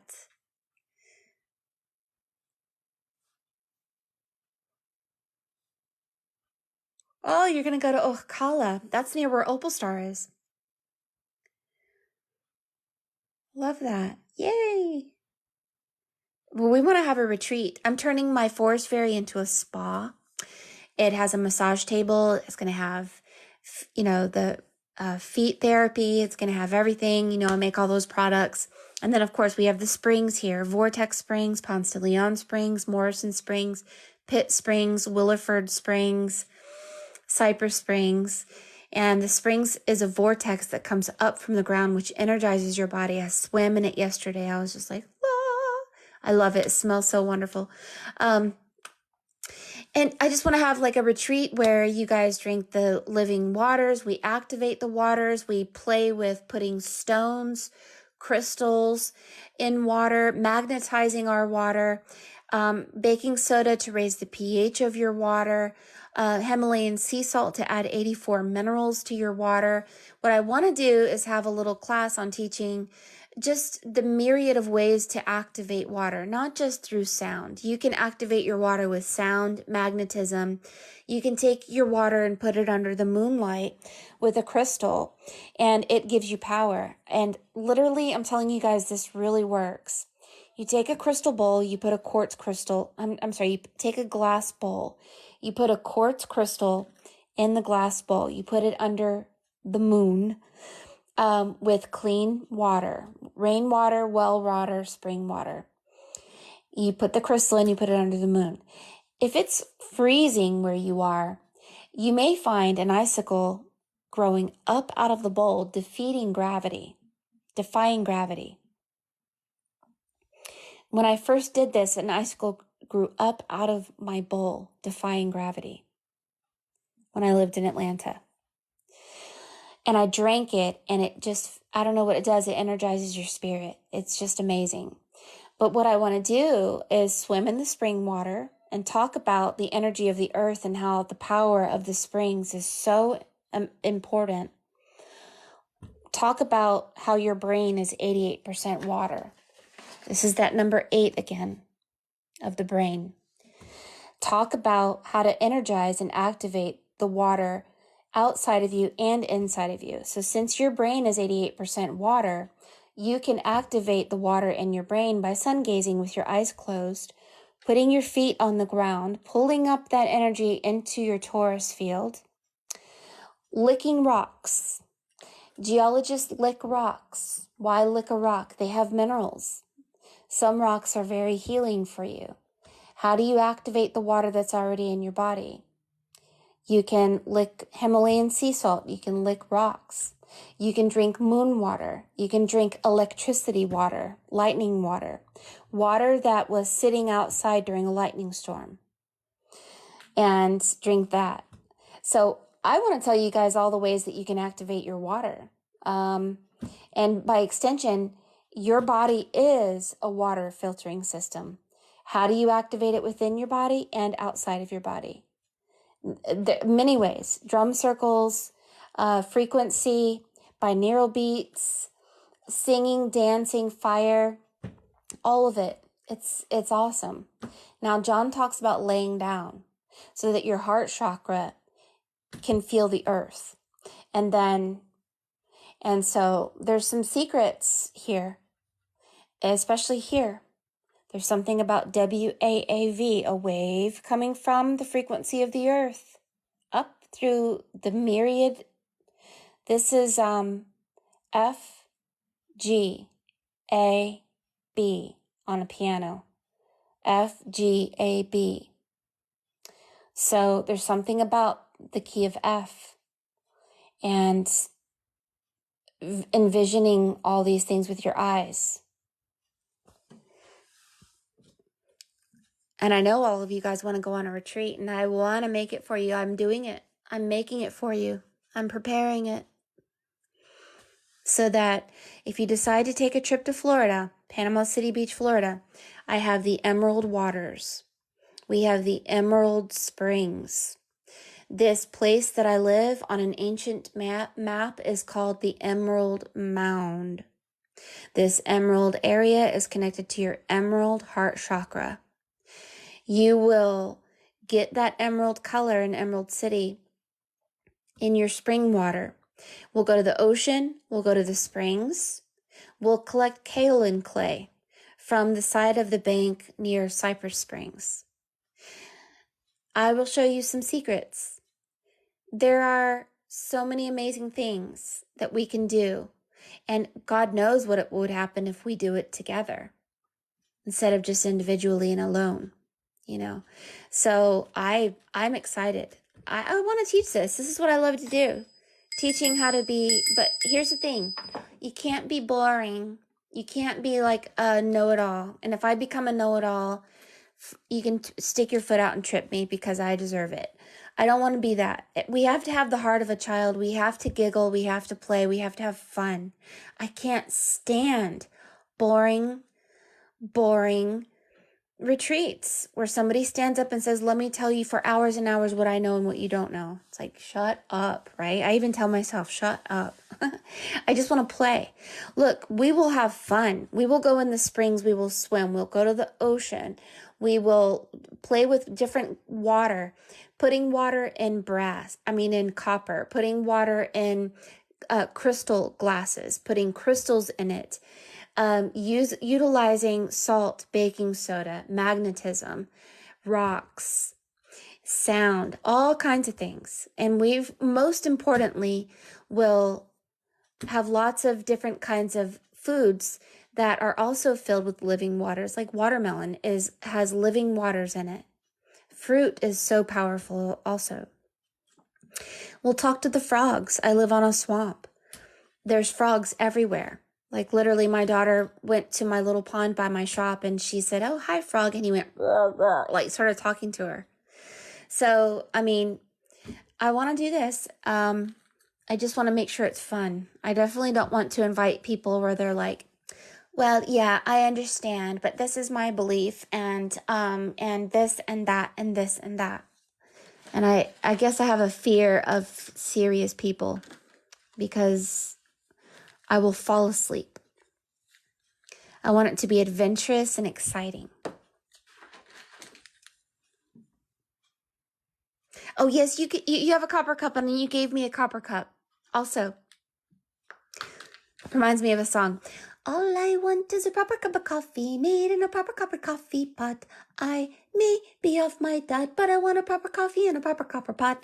Iron coffee pots and tin coffee pots, they are no use to me. If I can't have a proper cup of coffee in a proper copper coffee pot, I have a cup of tea. Dun dun dun dun dun dun dun.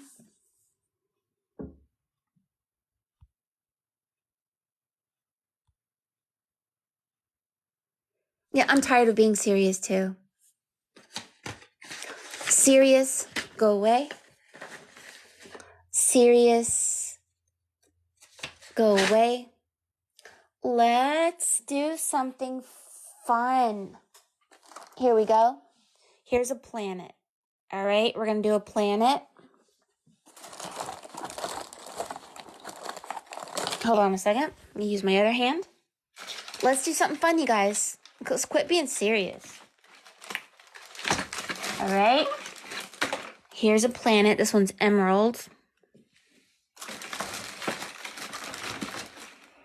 Here's a purple planet.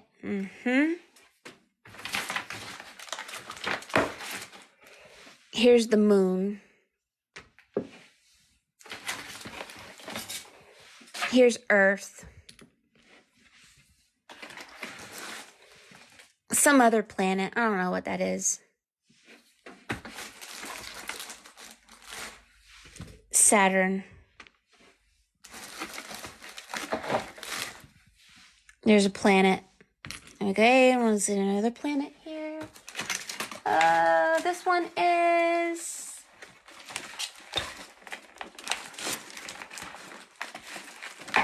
I think it's Mercury. Anyway, it's a big giant red one. All right, let's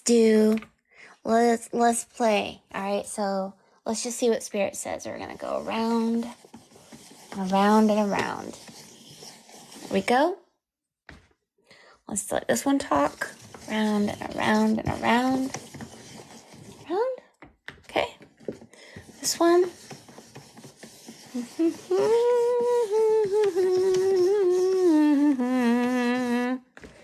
And Earth. Earth wants to have a talk. Great, Earth. And purple. I'm gonna make it messy. But you must make it perfect and beautiful. No, we don't. We don't do what anybody tells us to do. We're gonna make it messy and silly. And we're not gonna be perfect at all. And if it messes up, we don't care. Now, yellow. Oh, I love yellow. We're gonna do yellow here.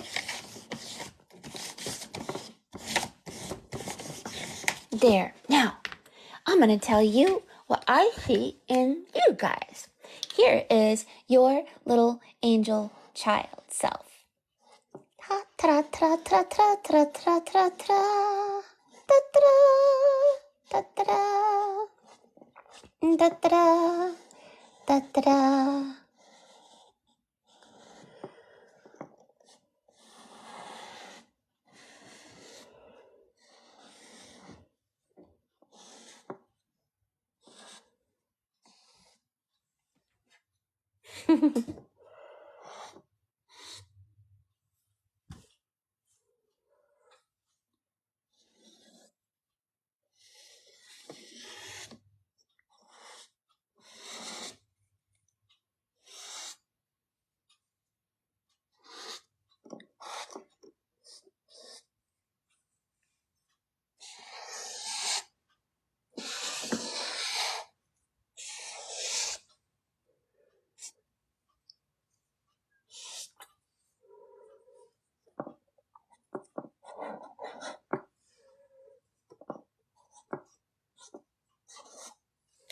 Pretty. Isn't she pretty?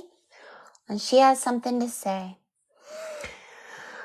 What does she say? She says...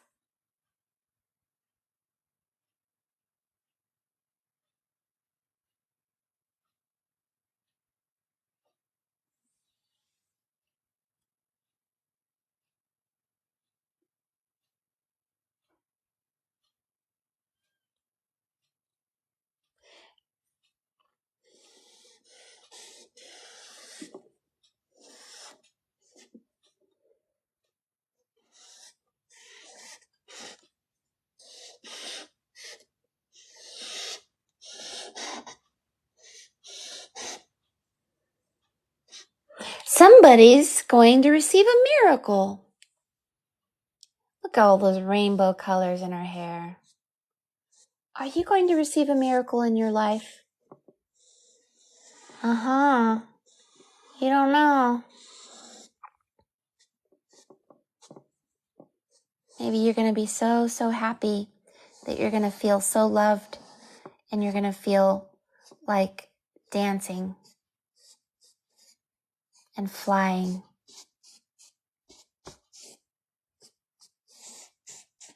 How about that?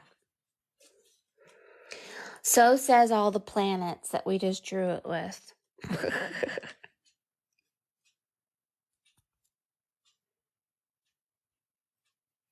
Yeah, the color spectrum is so pretty. It's like luminous colors. Oh, hello, Emerald.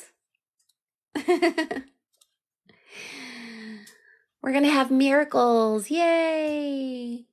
We got to write a song.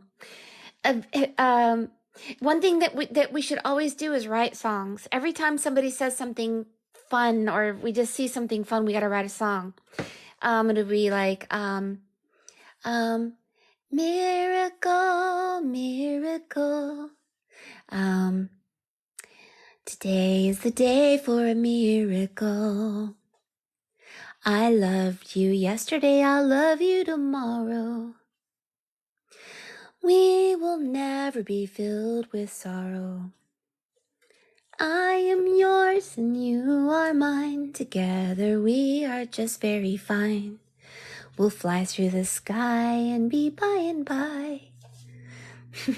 'Cause there is no such thing as time. Oh yes, there's more in the picture, isn't there?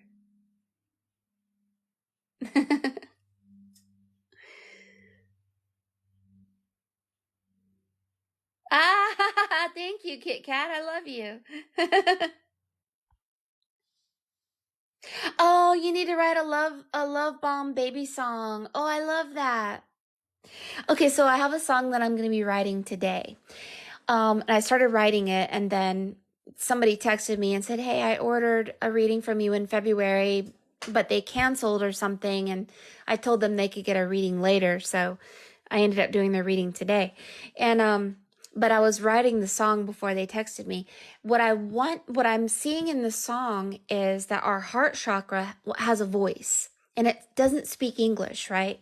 So many people on TikTok began speaking like light language and all of this. Well, I thought, okay, I want to write a song that's high vibe.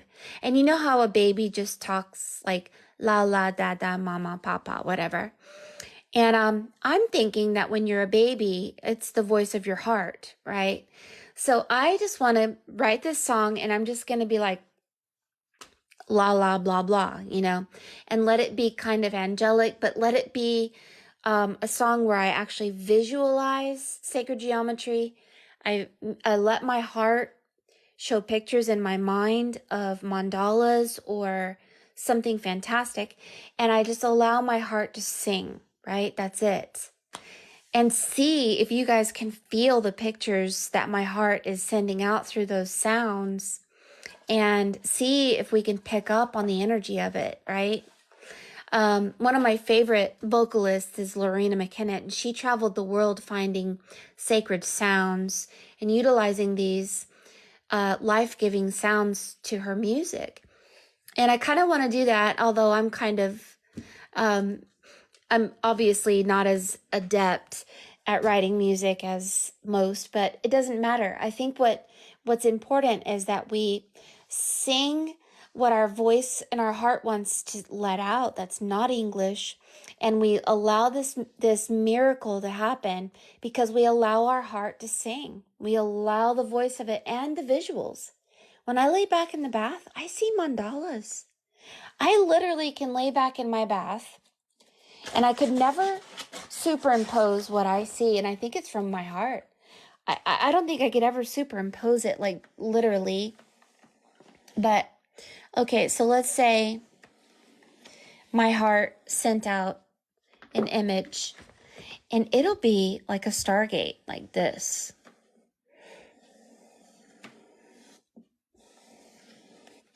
And then there will be these symbols that I don't know where they come from in them. And this will be activated, and then it'll swirl and spin. And I see it. I mean, there will be symbols like that, or that, or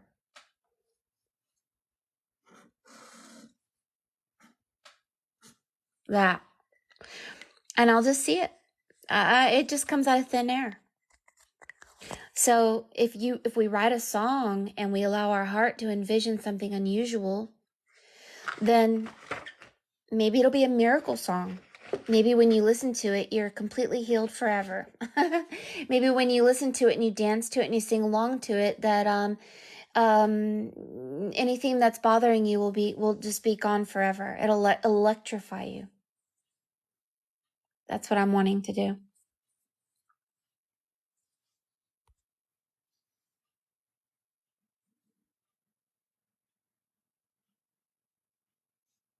Oh, you're an alchemist, so you have drawings that you channeled like that too. Oh yes. It's called scrying. Leonardo da Vinci did it. Um, um, it's something I encourage all of you guys to do. Once you start letting your past go and you begin to speak the voice of spirit, use your hands for the energy of spirit and all that, then there's no limit. Thank you so much for the gift. I love you. Oh yes, there's a word for it. Some people call it automatic, like writing, but I used to call it the art of seeing. I've been doing this for 15 years. For TikTok, I've been doing it for almost 5 years. This is TikTok Art of Seeing 2020. I changed it from the Art of Seeing to the Looking Glass, and you take the pieces that you see and you turn it into art, and there's miracles in these readings. For instance, let me show you a miracle just from the other day. And she says miracle. It's all about miracles. Let's see if I can find the piece. So, the other day, I did a reading for Stephanie. In her reading, I said, you have a father coming from the ethereal realm, right here, on his knees, handing you a crown, or a wand. But Stephanie told me her dad was alive. And so I said, he must be another kind of father then, because this is a father figure coming forward to you from the spirit realm. And so this is Stephanie here. And she was like, I don't know who that could be. I don't know what that is. And so we just dismissed it. And we're like, oh, well, it's a father who came to you to talk to you from the spirit realm. So it must be somebody you don't know. Well, she called me yesterday and she was like, Mary, you're not going to believe this. My father passed away, and he's been passed away for a month, and I didn't even know it. I just did this reading for her. She didn't know her father has been gone for a month. No one called her to tell her that her dad died. Nobody. But here he is. And he came from the spirit realm to talk to Stephanie, to tell her about some things through this body language. So he's kissing her head right here. He's right behind her, kissing her, saying, I'm here. He's sorry. All kinds of things. But she didn't know.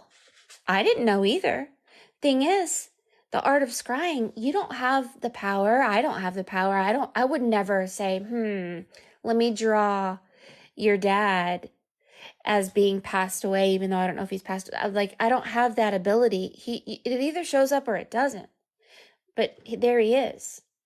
And when we did this reading, we just left it unanswered because I didn't know what to tell her except, well, maybe you have another father somewhere on the spirit realm. That's all I knew what to say to her. She just called me yesterday.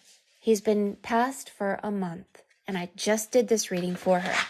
So then she called me and told me that he passed. So then I did another reading for her to see where he was. And I was like, he passed away? Oh my gosh. I said, well, let me see what he has to say to you. Now that I know that he's passed away. Where did he go? Oh.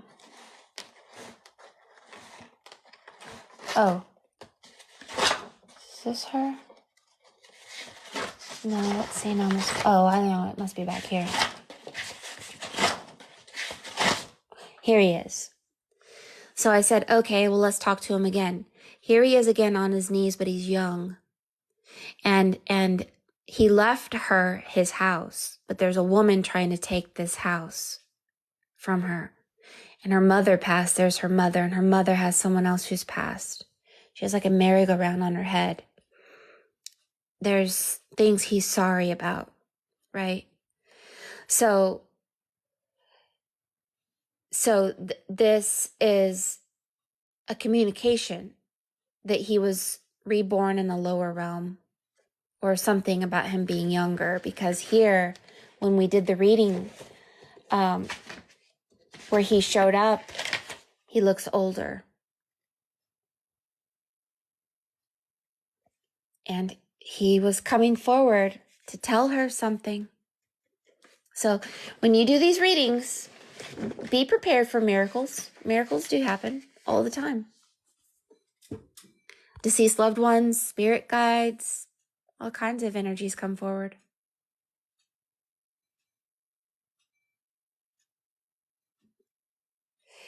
Yeah, they were a bunch of jerks not telling poor Stephanie. She didn't have a great relationship with her dad, but that's her dad. And and how dare they? And I think the reason they didn't tell her is because that woman that's in her piece is trying to take his house. So, great. Now she has more things to deal with. But yeah, I mean,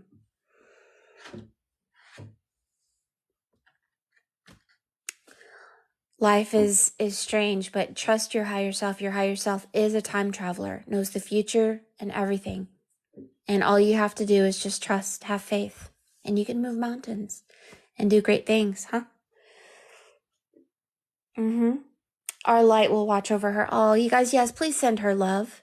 She just lost her mom. And I know she didn't have a great relationship with her mom or her dad, but they are her mom and her dad.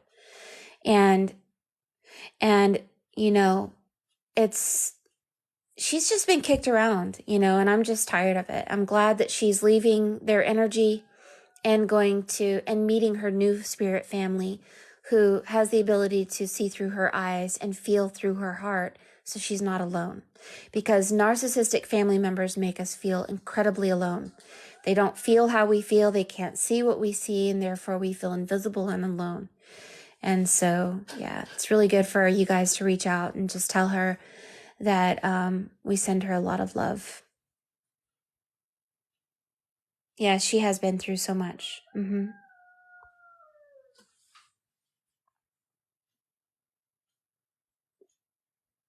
Yes, help her not learn her life lessons without all that pain. She has such a mother energy, and that mother energy is fantastic. I love her mother energy.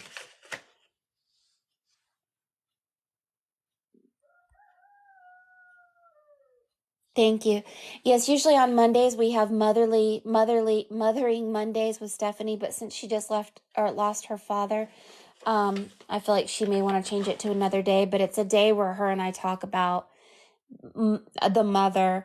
And if you guys need mothering, she's the mother, and she will make you feel heard and seen, so that if you had a mother that didn't hear you or see you or feel you, you now have one, and she is that mother.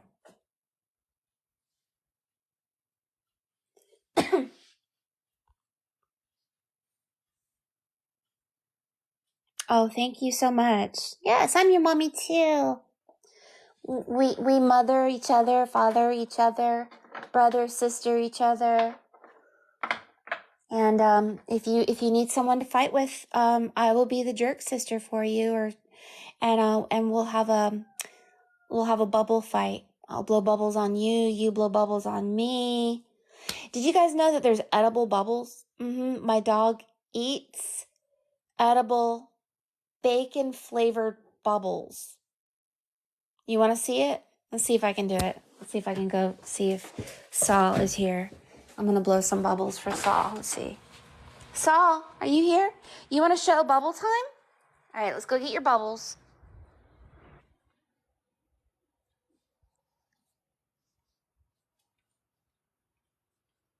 Where are your bubbles? Here they are. See, look, watch this. Come on. Have bubble time. Is it bubble time? It's bubble time. Come on. You ready? Here we go. Bubble time, bubble time, bubble, bubble, bubble time. Eat the bubbles. Eat the bubbles. Eat the bubbles. Yum. You want more? Get it. Get the bubbles. Get the bubbles. Get the bubbles. Yum. Yum. Yum. Want more? Get the bubbles. Get the bubbles. Get the bubbles. Get the bubbles. You want more? Get the bubbles. Get the bubbles. Get the bubbles. Get the bubbles. Yum, yum, yum, yum, yum. Get the bubbles. Good boy. You want more? Oh, hold on. That one didn't work. Hold on. Get the bubbles. Get the bubbles. Get the bubbles. Get the bubbles. Get them. Yay! You want more? You go. Get the bubbles. Yum. Yum. Ah, did you get all the bubbles? You want to do it one more time? Okay, one more time, then we'll be all done. We'll be done with bubble time. This time, jump up really high, okay? We're going to do them really high. Oh, that was just one bubble. Ah, you got it. Get him. Ah, ah, ah. Want to do another one? Ah, bubble. Get him. Get it. Get it. Get the bubble. Get the bubble. But I'm not getting one. Okay, hold on.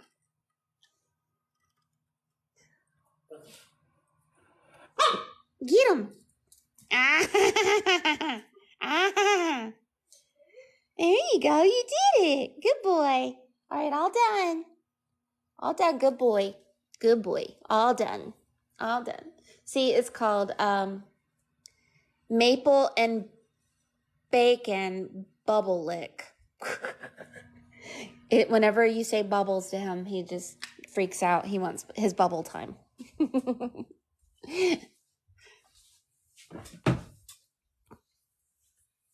I found him. He was starving.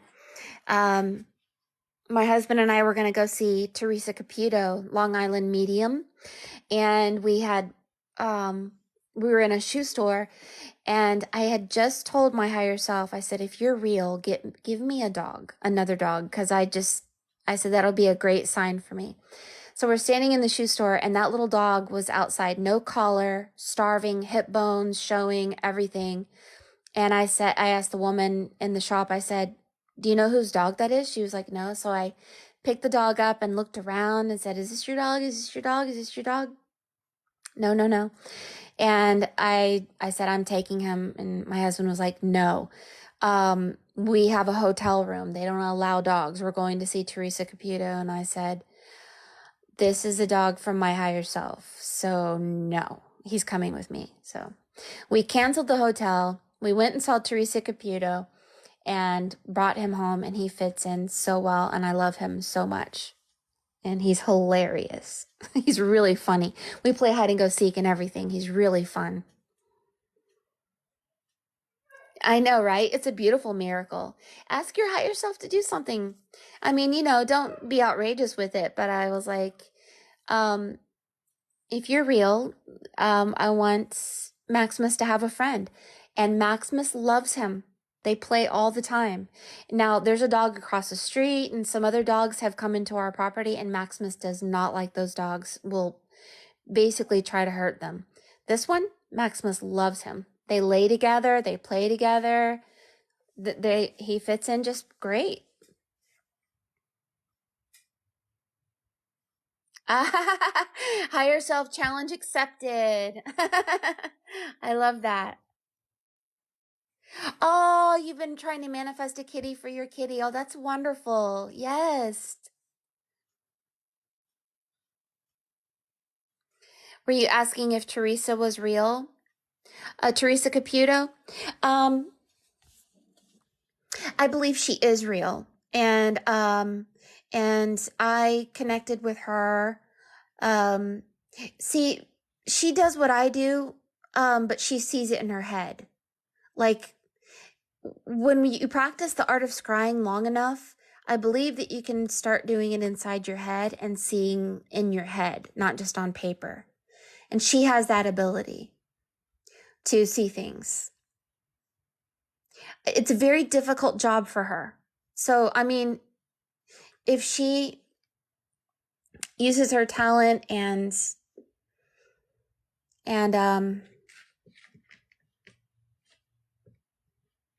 I just trust her. I believe her. I really do. I feel like, it turned into a money thing. And this is the difficult thing I have with what I do. Because when money gets involved, it's like a church. Suddenly it's all about money, you know? And I hate that. Like, I hate it.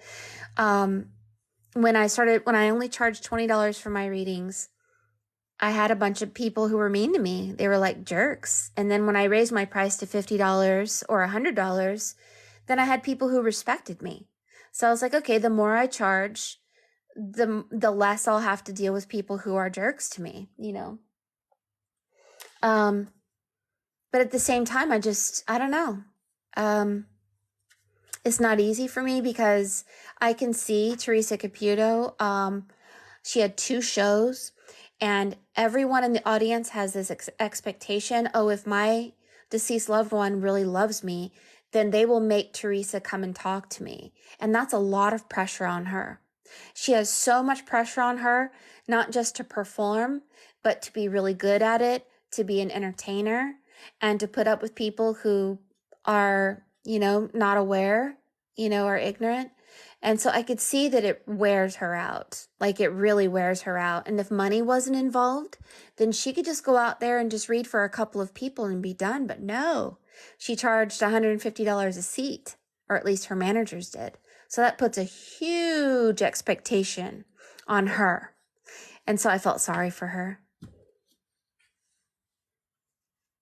Yeah, it drains you, and and you have to know how to hunt for power to get that power back, and you have to know how to um meditate every day and transmute negative energy and do all kinds of things.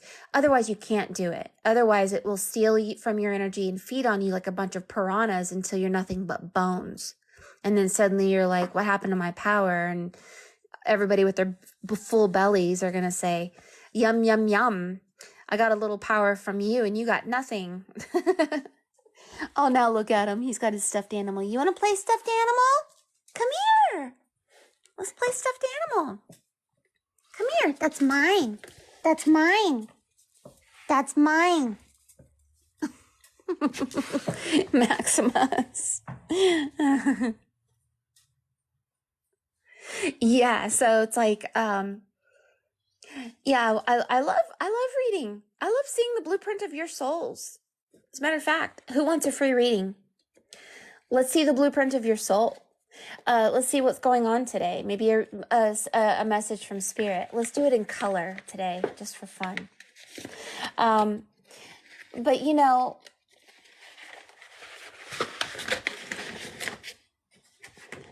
once I learned how to get my energy back and my power back, through an allies like trees.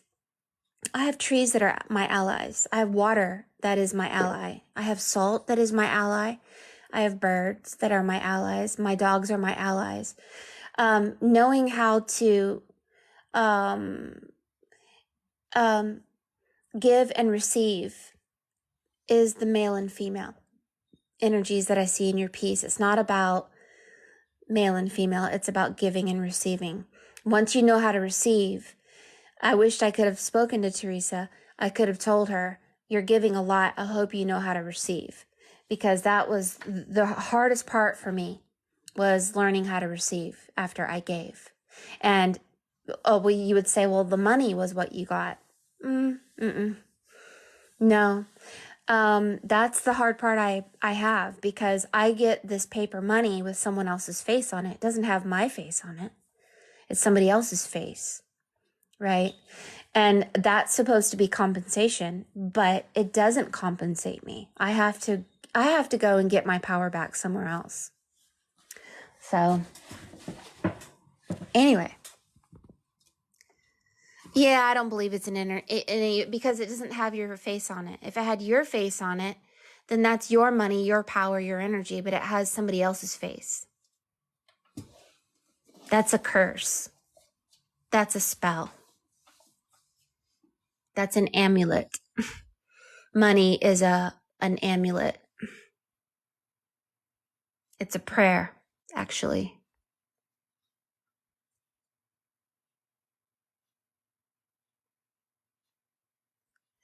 Okay, so if you would like a reading, I usually choose my subscribers first because I love you and I love giving you guys gifts.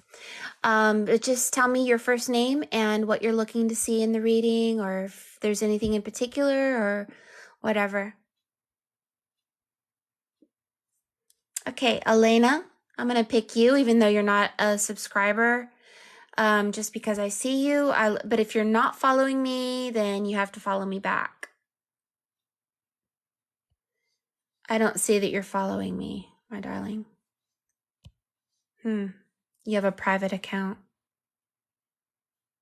All right, well, we're going to do Michael and Elena. If you follow me, I'll come back to you, okay? Michael, D. Michael. And you just want to know your journey. Michael.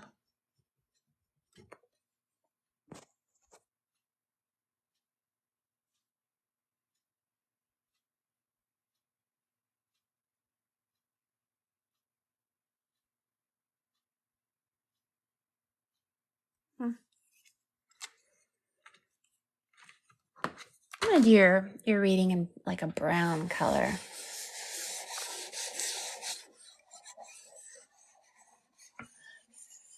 Once upon a midnight dreary, I woke with something in my head.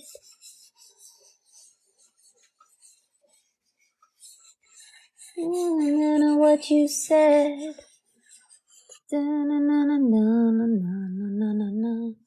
Put some little pink in there. And then I put a little yellow here and there. Give a little spark in here. There we go. Just a little color for you. A splash.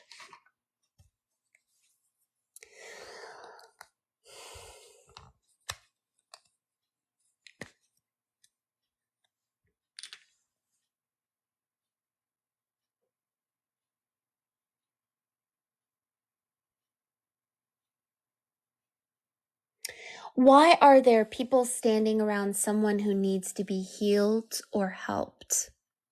A group of people, not just you. Looks like you guys, I don't know what it means yet, but there's somebody who is being anointed, prayed over, helped, something, a little lamb. And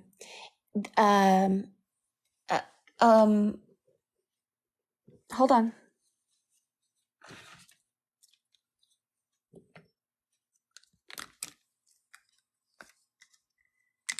You know what? It reminds me of this song. Hey, little lamb, did you mean to stray? Or did you slowly wander till you lost your way? So the hands aren't connected. This means, I don't know, remote view, remote healing, something like that. You have this moth. It's like one of those giant moths, a giant moth with antennas.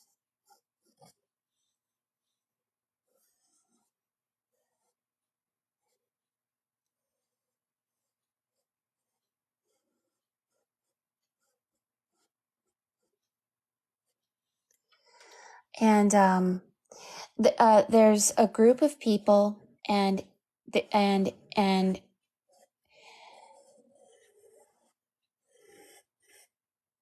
everybody is gathered. I don't know if it's remote or not. Some of you are invisible.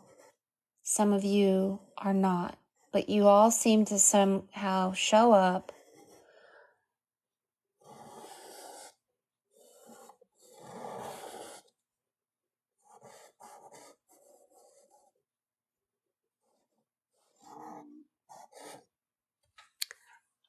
So the little lamb,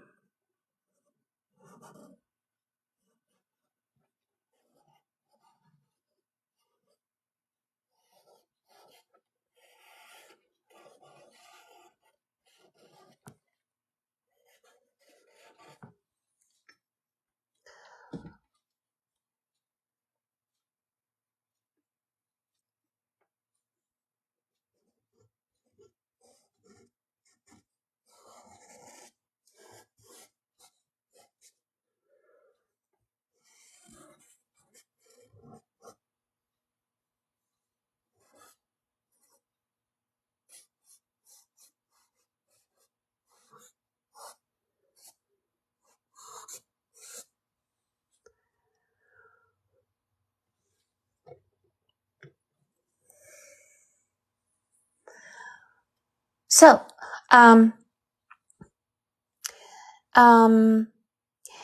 above your head are beings. I've seen this before, where you have these beings in your mind. I don't know if they are higher self, but they are spirit guides. They are within you. They help you, and you are sending this butterfly helping people. Now, remember on Lord of the Rings, when Gandalf was on top of the tower, and there's this Benjamin Franklin looking dude also. And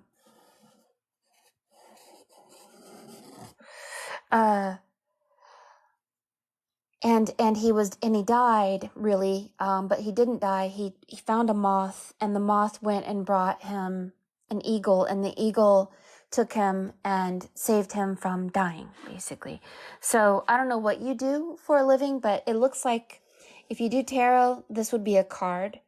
But there seems to be something about your mind being like a psychic, or a remote view. You're not alone. You actually have several energies working with you, especially helping someone here. Lots of moth butterflies energy here. Moths and butterflies reflect people who have been reborn, who are aware and awake, who are in their fourth heart chakra, number 1, 2, 3, 4, 1, 2, 3, 4, and they are in a higher realm. So you really only help people who have a good understanding of things like that. But let's see.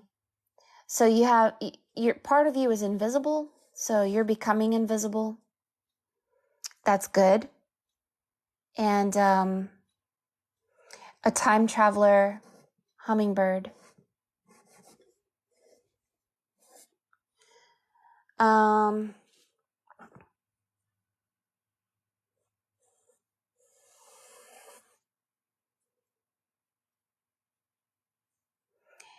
You have wings.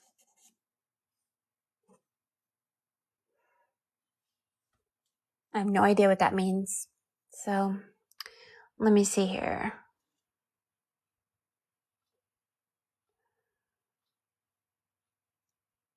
So yeah, there's a male energy here, female here, older woman here, older man here. This older man has the same head as yours, where there are beings or people inside his head. And I'm not exactly sure. I've seen this before in my readings. I could show you a picture of one that has color to it so you can understand, but it's almost as if a walk-in. See how someone's walking? A walk-in looking at you through your mind. I don't know if that makes sense to you. So here's a man also.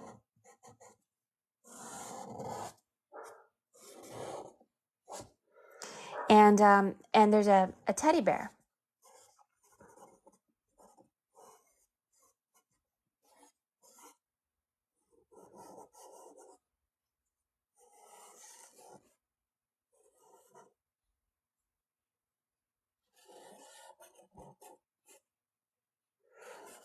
I think this is the last Memsey.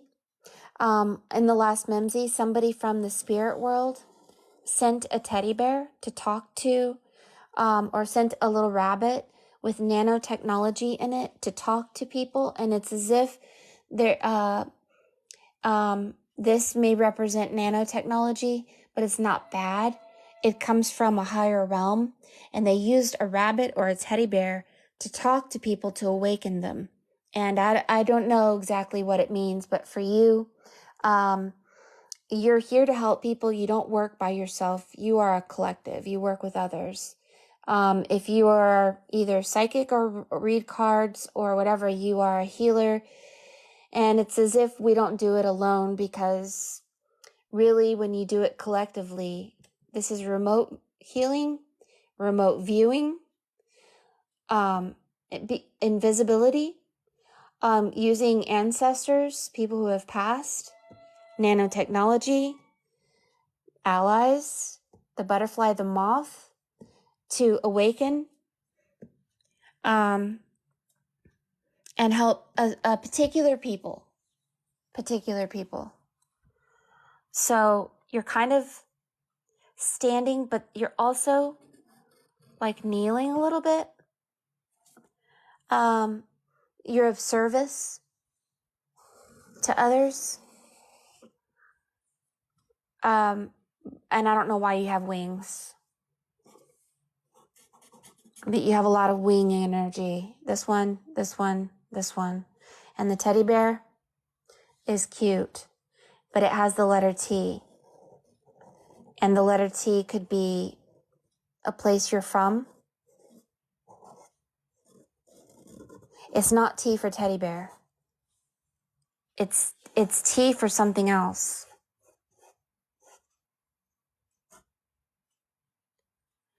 It's a place that you come from.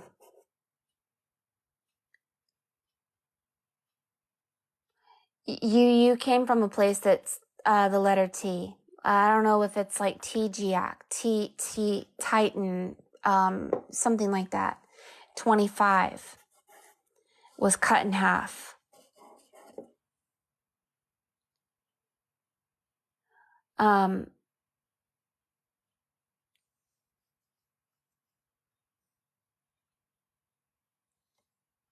But anyway, cute. We'll do the earth for in between colors here. You can see a little how it works.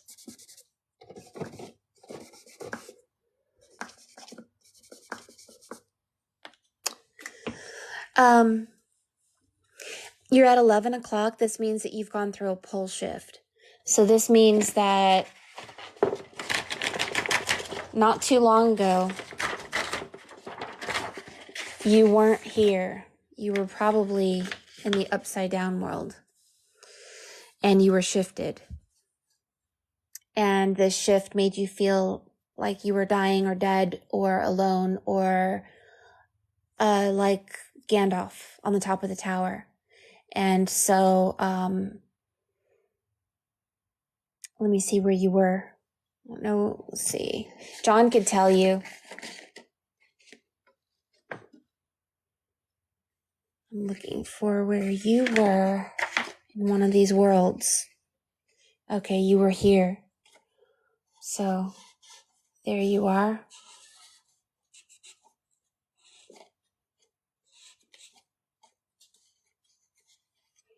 Here.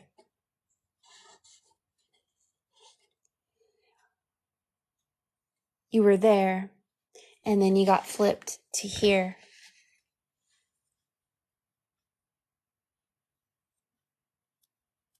And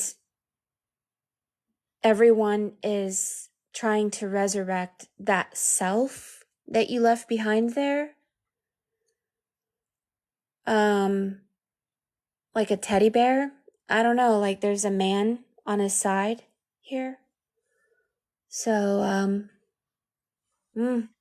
timeline shifting is something that is so, you can't prove it. Number one. Number two, it happens like a thief in the night. You couldn't prove it. If you tried, all you get is a Mandela effect. Could you prove that you died in one timeline and entered it? No. But according to this reading, yeah, your story is like Gandalf. So in this world, you're asleep. In this world, you rebirth, you went through a pole shift. These beings looking at the world through you, there are remote viewers, 4 of them, who see through your eyes. I don't know if they're helping you. I'm not really sure. I don't see anything negative. Let's see what you have to say.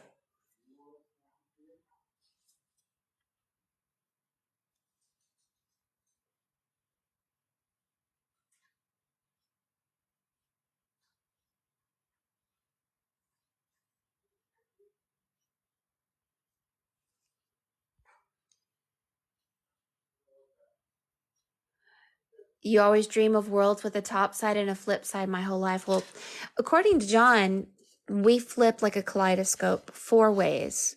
1, 2, 3, and then 4. Pole shifts happen because our soul is growing. And so the sun actually flips every 11 years. You're at 11 o'clock. Jesus Christ has 11 letters. Harry Potter has 11 letters. Dorothy Gale has 11 letters. And when Harry Potter left the Muggles, or when Dorothy left Kansas, the number 11 to their names, or when Jesus left the Bible at 12, this reflects that Jesus Christ has 11 letters. He left the Bible at 12. This reflects a pole shift, a shifting of poles. The sun flips every 11 years. So you went through a major shift, a flip. What does that actually mean? There are many people who speculate about it. I see things on the astral realm, and I feel things, and I see things in my readings.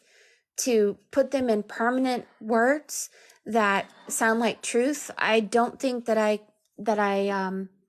would want to do that, because I think that truth, like time, shifts and changes. And all I can tell you is I think that you left a world of limited understanding to a world of better understanding, and a world of individualized consciousness where nobody else was attached to you here, to a place where you are more than you now. So being twice born or born again can grow from there. You can go from doubling to tripling to quadrupling. You have 4 energies inside your head.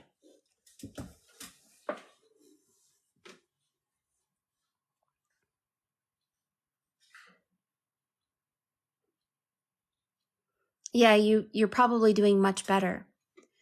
I believe this world is much better. The world that I came from, I was depressed, suicidal, wanting, craving, sad, angry, whatever. Now, pretty much almost every day I'm really happy. I live on the foundation of joy, but that's because I learned how to receive, and receiving is so important.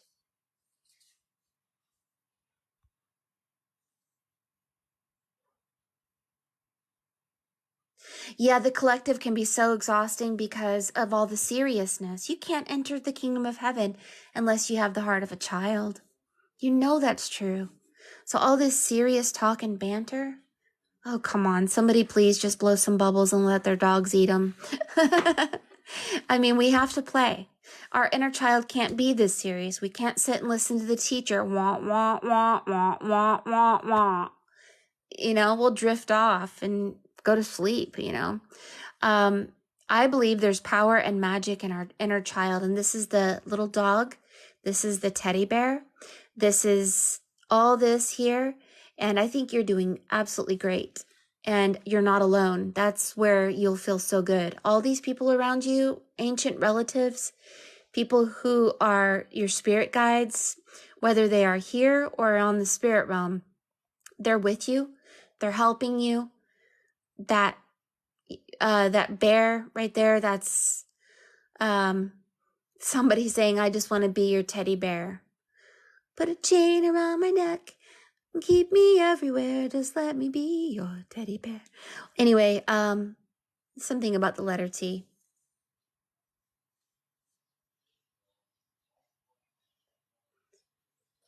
You're always trying to get people to bring out their inner child. That's why my content isn't just...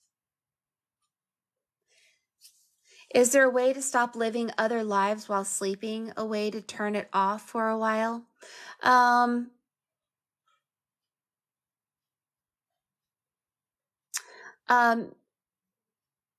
Yes.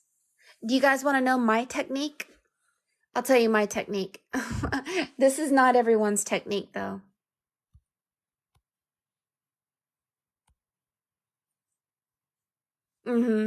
So take a picture of this. I'm sure there's more here to this than can be seen, but it's the story of Darth Vader, basically. Darth Vader, the helmet came off and he ascended because he was rebirthed. And this is a shift and a good change for you. And you're going to be remote viewing, remote healing, doing cards, really helping people who have been also rebirthed. And you will be receiving lots of downloads from a variety of sources. It's very positive, but you did just go through a major pole shift. Don't worry about it. We're all in the same boat. This is what I do. If you've ever seen the movie Toys is a place that looks like a castle.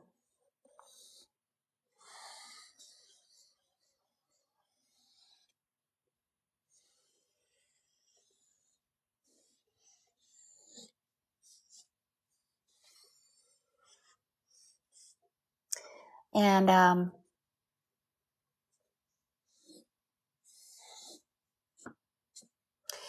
anyway, and they make toys. And Robin Williams is always wearing something funny, and he's always like a child. And he created this world where everybody sings all day and laughs all day, and they live in, and they make amazing toys, and it's like so beautiful there.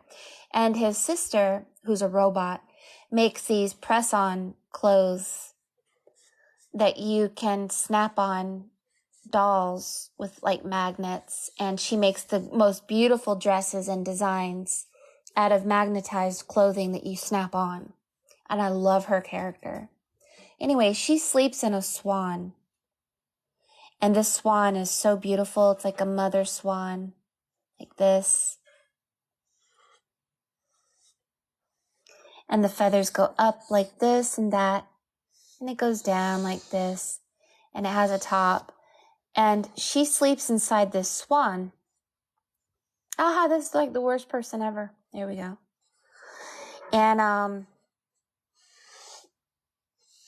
it's full of lights, and it goes, and when she's inside, it goes up, right? So you have to do an imagination game before you go to sleep to talk to your higher self. So what I do is I put myself in that toy factory where I'm safe, where I tell my higher self, I want to use my gift. I want to be a child. I want to play. I want to be safe. I want to just live in a really fantasy world of joy, really. And so I put myself in a hot air balloon where the basket of the hot air balloon is very long and it's very comfortable in there and really pretty. And the fibers of the hot air balloon light up and heal me and makes me live forever. And the hot air balloon all night long goes up and down and up and down and up and down. And if I start having a thought about a jerk or myself or anybody else, he said, she said, they think this about me, I think this about them, any of those thoughts come in, this balloon sucks my thoughts up and destroys them. This is when I need peace. This is how I collect power. When you overthink, you're losing power. When you're overthinking, you're releasing too much power. So my balloon is my ally. This basket is my square. It lights up. If I have death energy on me or anything, it has electric living energy that is very aware and knowledgeable, and it takes away all my pain, all my anything, and lets me live forever because it loves me. And it's the most comfortable bed ever. It's full of nice air and it smells really wonderful there. And the room that I'm in is huge and there's a tree with a pond. And every night I visualize and I go up and down, up and down. And anytime a thought comes in, that's okay. My hot air balloon takes it away. And what this does is it makes my mind at 0 point energy where I'm not thinking about anybody or anything.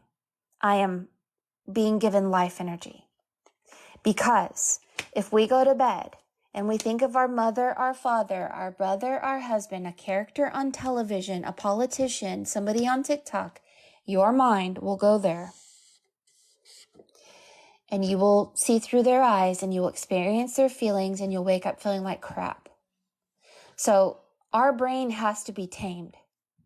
And it takes a lot of practice to get to the point where you can focus on being in a particular situation. Now, I've done meditations for you guys where I put you in a cave. So your mind is always looking for fear. So I do this meditation where a man and a woman and a whole bunch of people are chasing you with pitchforks and knives and fire and smoke, and you're running from them. And you run over a hill, and there's these jerks on the other side of the hill. You run over a hill, and suddenly you see a cave that only you can see. They can't see you. You go into the cave. This is an allegory of putting yourself in the cave of Brahma. Your brain has a cave of Brahma that must be activated. So you have to do meditations where you put your mind into the cave of Brahma. Inside the cave, I put lavender crystals, and then there are these water beings that baptize you, and you're able to breathe underwater, and they take away all pain, all shame, all ignorance, all fear, all of that away from you. And really what you're doing in this meditation is escaping from your old way of thinking and going into a new way of thinking where you trust and you let go. And these tall angel beings of water are literally taking away all your pain. And when you're done with the meditation, that includes sound therapy, visualization, and all of this, and water, you come out of this, what I call baptism meditation, in a new world. And then there's a beautiful new world full of light and love awaiting you. And you begin to train your brain to see the best in yourself and others, so your brain doesn't constantly think about people you don't need to think about, which actually makes you go and feel them and see them, and it messes you up. So this is what I do. I don't know if it works for you. For me, I do it every night, because otherwise I am not receiving. I'm giving my thoughts away, giving my higher self away, giving my energy away. And the only way to receive is to allow your mind to be quiet. And your neurological pathways in your brain, they have a path. And this path has a particular path that connects and has been connecting for years. But if you can change that neurological pathway through meditation, you can divert this path and go somewhere else. If this one went to fear, you can literally get rid of this one and make new neurological pathways go to life and hope and faith. And this is where miracles happen. And it starts with meditation and sound. I do it every day. This is why I write songs. You can follow me on SoundCloud. I write meditation songs. Some of them are silly. Some of them are weird, but I don't care. I make them to retrain my brain and to collect power and energy, because that's how I do it. Maybe I have beings in my head that teach me how to do these things. And so you guys will have allies too that will teach you how to use your mind, where your mind is not feral like a dog, thinking about the worst or thinking about just anyone. All these magazines in our faces, all these people in our faces. Really? You really want everyone thinking about you all the time? Would I want everyone thinking about me all the time? No. Why would I want to put myself on the front of a magazine? Have everyone thinking about me, tapping into my energy? No, that is a manipulation. Don't think about those people. If they were smart, they wouldn't put their faces out there. So we don't fight flesh and blood. We fight principalities and powers. Learn how to use your mind. Seek first the kingdom of God, sacred geometry, joy, heart of a child, and everybody else. Don't give them a second thought.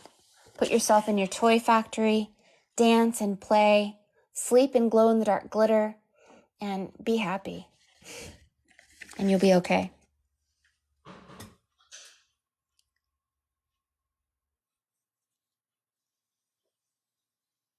Yes, you can find me on, thank you so much, Trina. It's Mary Moses on SoundCloud.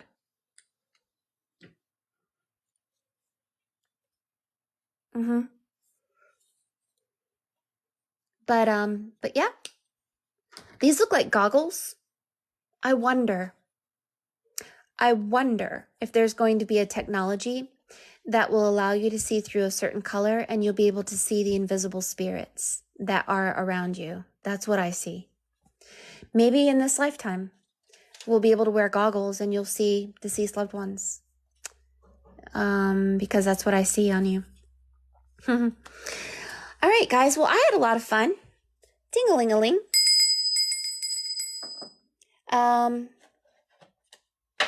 Tomorrow, you know what I really want to do is I really want to teach you guys about water. The problem is my forest fairy shop doesn't have any Wi-Fi out there. But I want to take you guys to my forest fairy shop. I want you guys to see the stuff I'm making and the spa and everything. So, we'll go live again tomorrow. We'll do free readings. I still haven't opened up my readings yet. I don't know what's inside of me. I keep telling everyone, oh, Monday I'm opening my readings. There's something about it, the thought of it, that's making me not. So we'll just do free because that's until Spirit opens my heart to do it. I'm just going to wait. But anyway, that's what we're doing. So if you subscribe, you will be picked as one of the first ones to be picked for a free reading. And we do more than readings here. Here, we teach you how to make natural edible products, things that activate your chakra and your energy. We teach meditations. We teach how to make things with your hands so that your spirit can enhance your life through art or crown making or wand making or soap making or whatever. But most importantly, the only reason why we're here is to kind of be on the same page with a spiritual family that you can trust so that you don't feel manipulated. It's never my agenda to make you believe anything I say. I just want you to be able to hear spirit yourself. So that if you say, well, my higher self told me to go lick trees, and then the trees give me downloads through my tongue, and I can see everything, I would totally believe you, and I would try it myself. But if it didn't work for me, that's okay, because it works for you. And that's what I want. I want you guys to hear your higher self, and I want you to feel safe in the world, right? Oh, yes. Yeah, right? Can I show you the art I create by message in any way, Mary? Yeah, you can text me. I love that. 2 o'clock tomorrow, 2 o'clock Central Time. That's my usual online time. And we'll do something fun.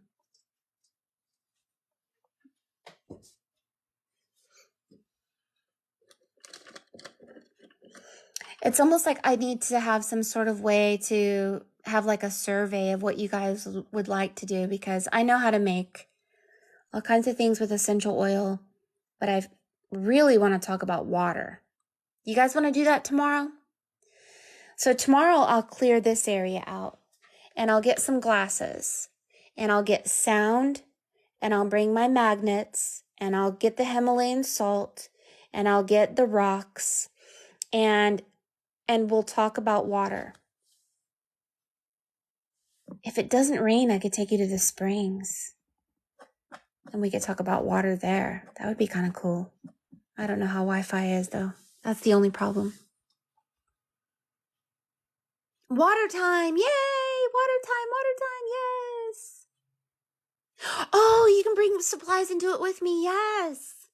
You guys want to go to the springs? We can try. If we have signal issues, at least you could spend 5 minutes looking at the springs, right? All right, let's go to the springs. If it doesn't rain, we'll go to the springs tomorrow. And I would rather go early.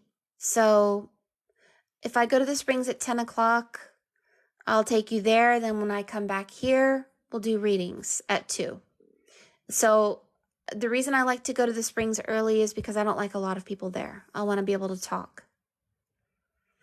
So we'll go to the springs tomorrow. We'll look at the water. I'll show you the water nymphs. We've done lives before where those water nymphs, they're in the water. They're invisible. But they aren't. I mean, you would be shocked what we've seen. Water is alive, and it's incredible, especially spring water. So we'll go to the springs tomorrow, and then we'll come back home. I'll make you some tea, and then we'll have readings, and we'll just play, okay? Yay! Yeah, thank you, Roby and Bird. It's the water day tomorrow. Yay! Yes, I'll look for you guys tomorrow. All right, well, I love you. I hope you guys have a wonderful evening. I'm going to go back to Forest Fairy, and I'm going to go finish making t-shirts and crowns.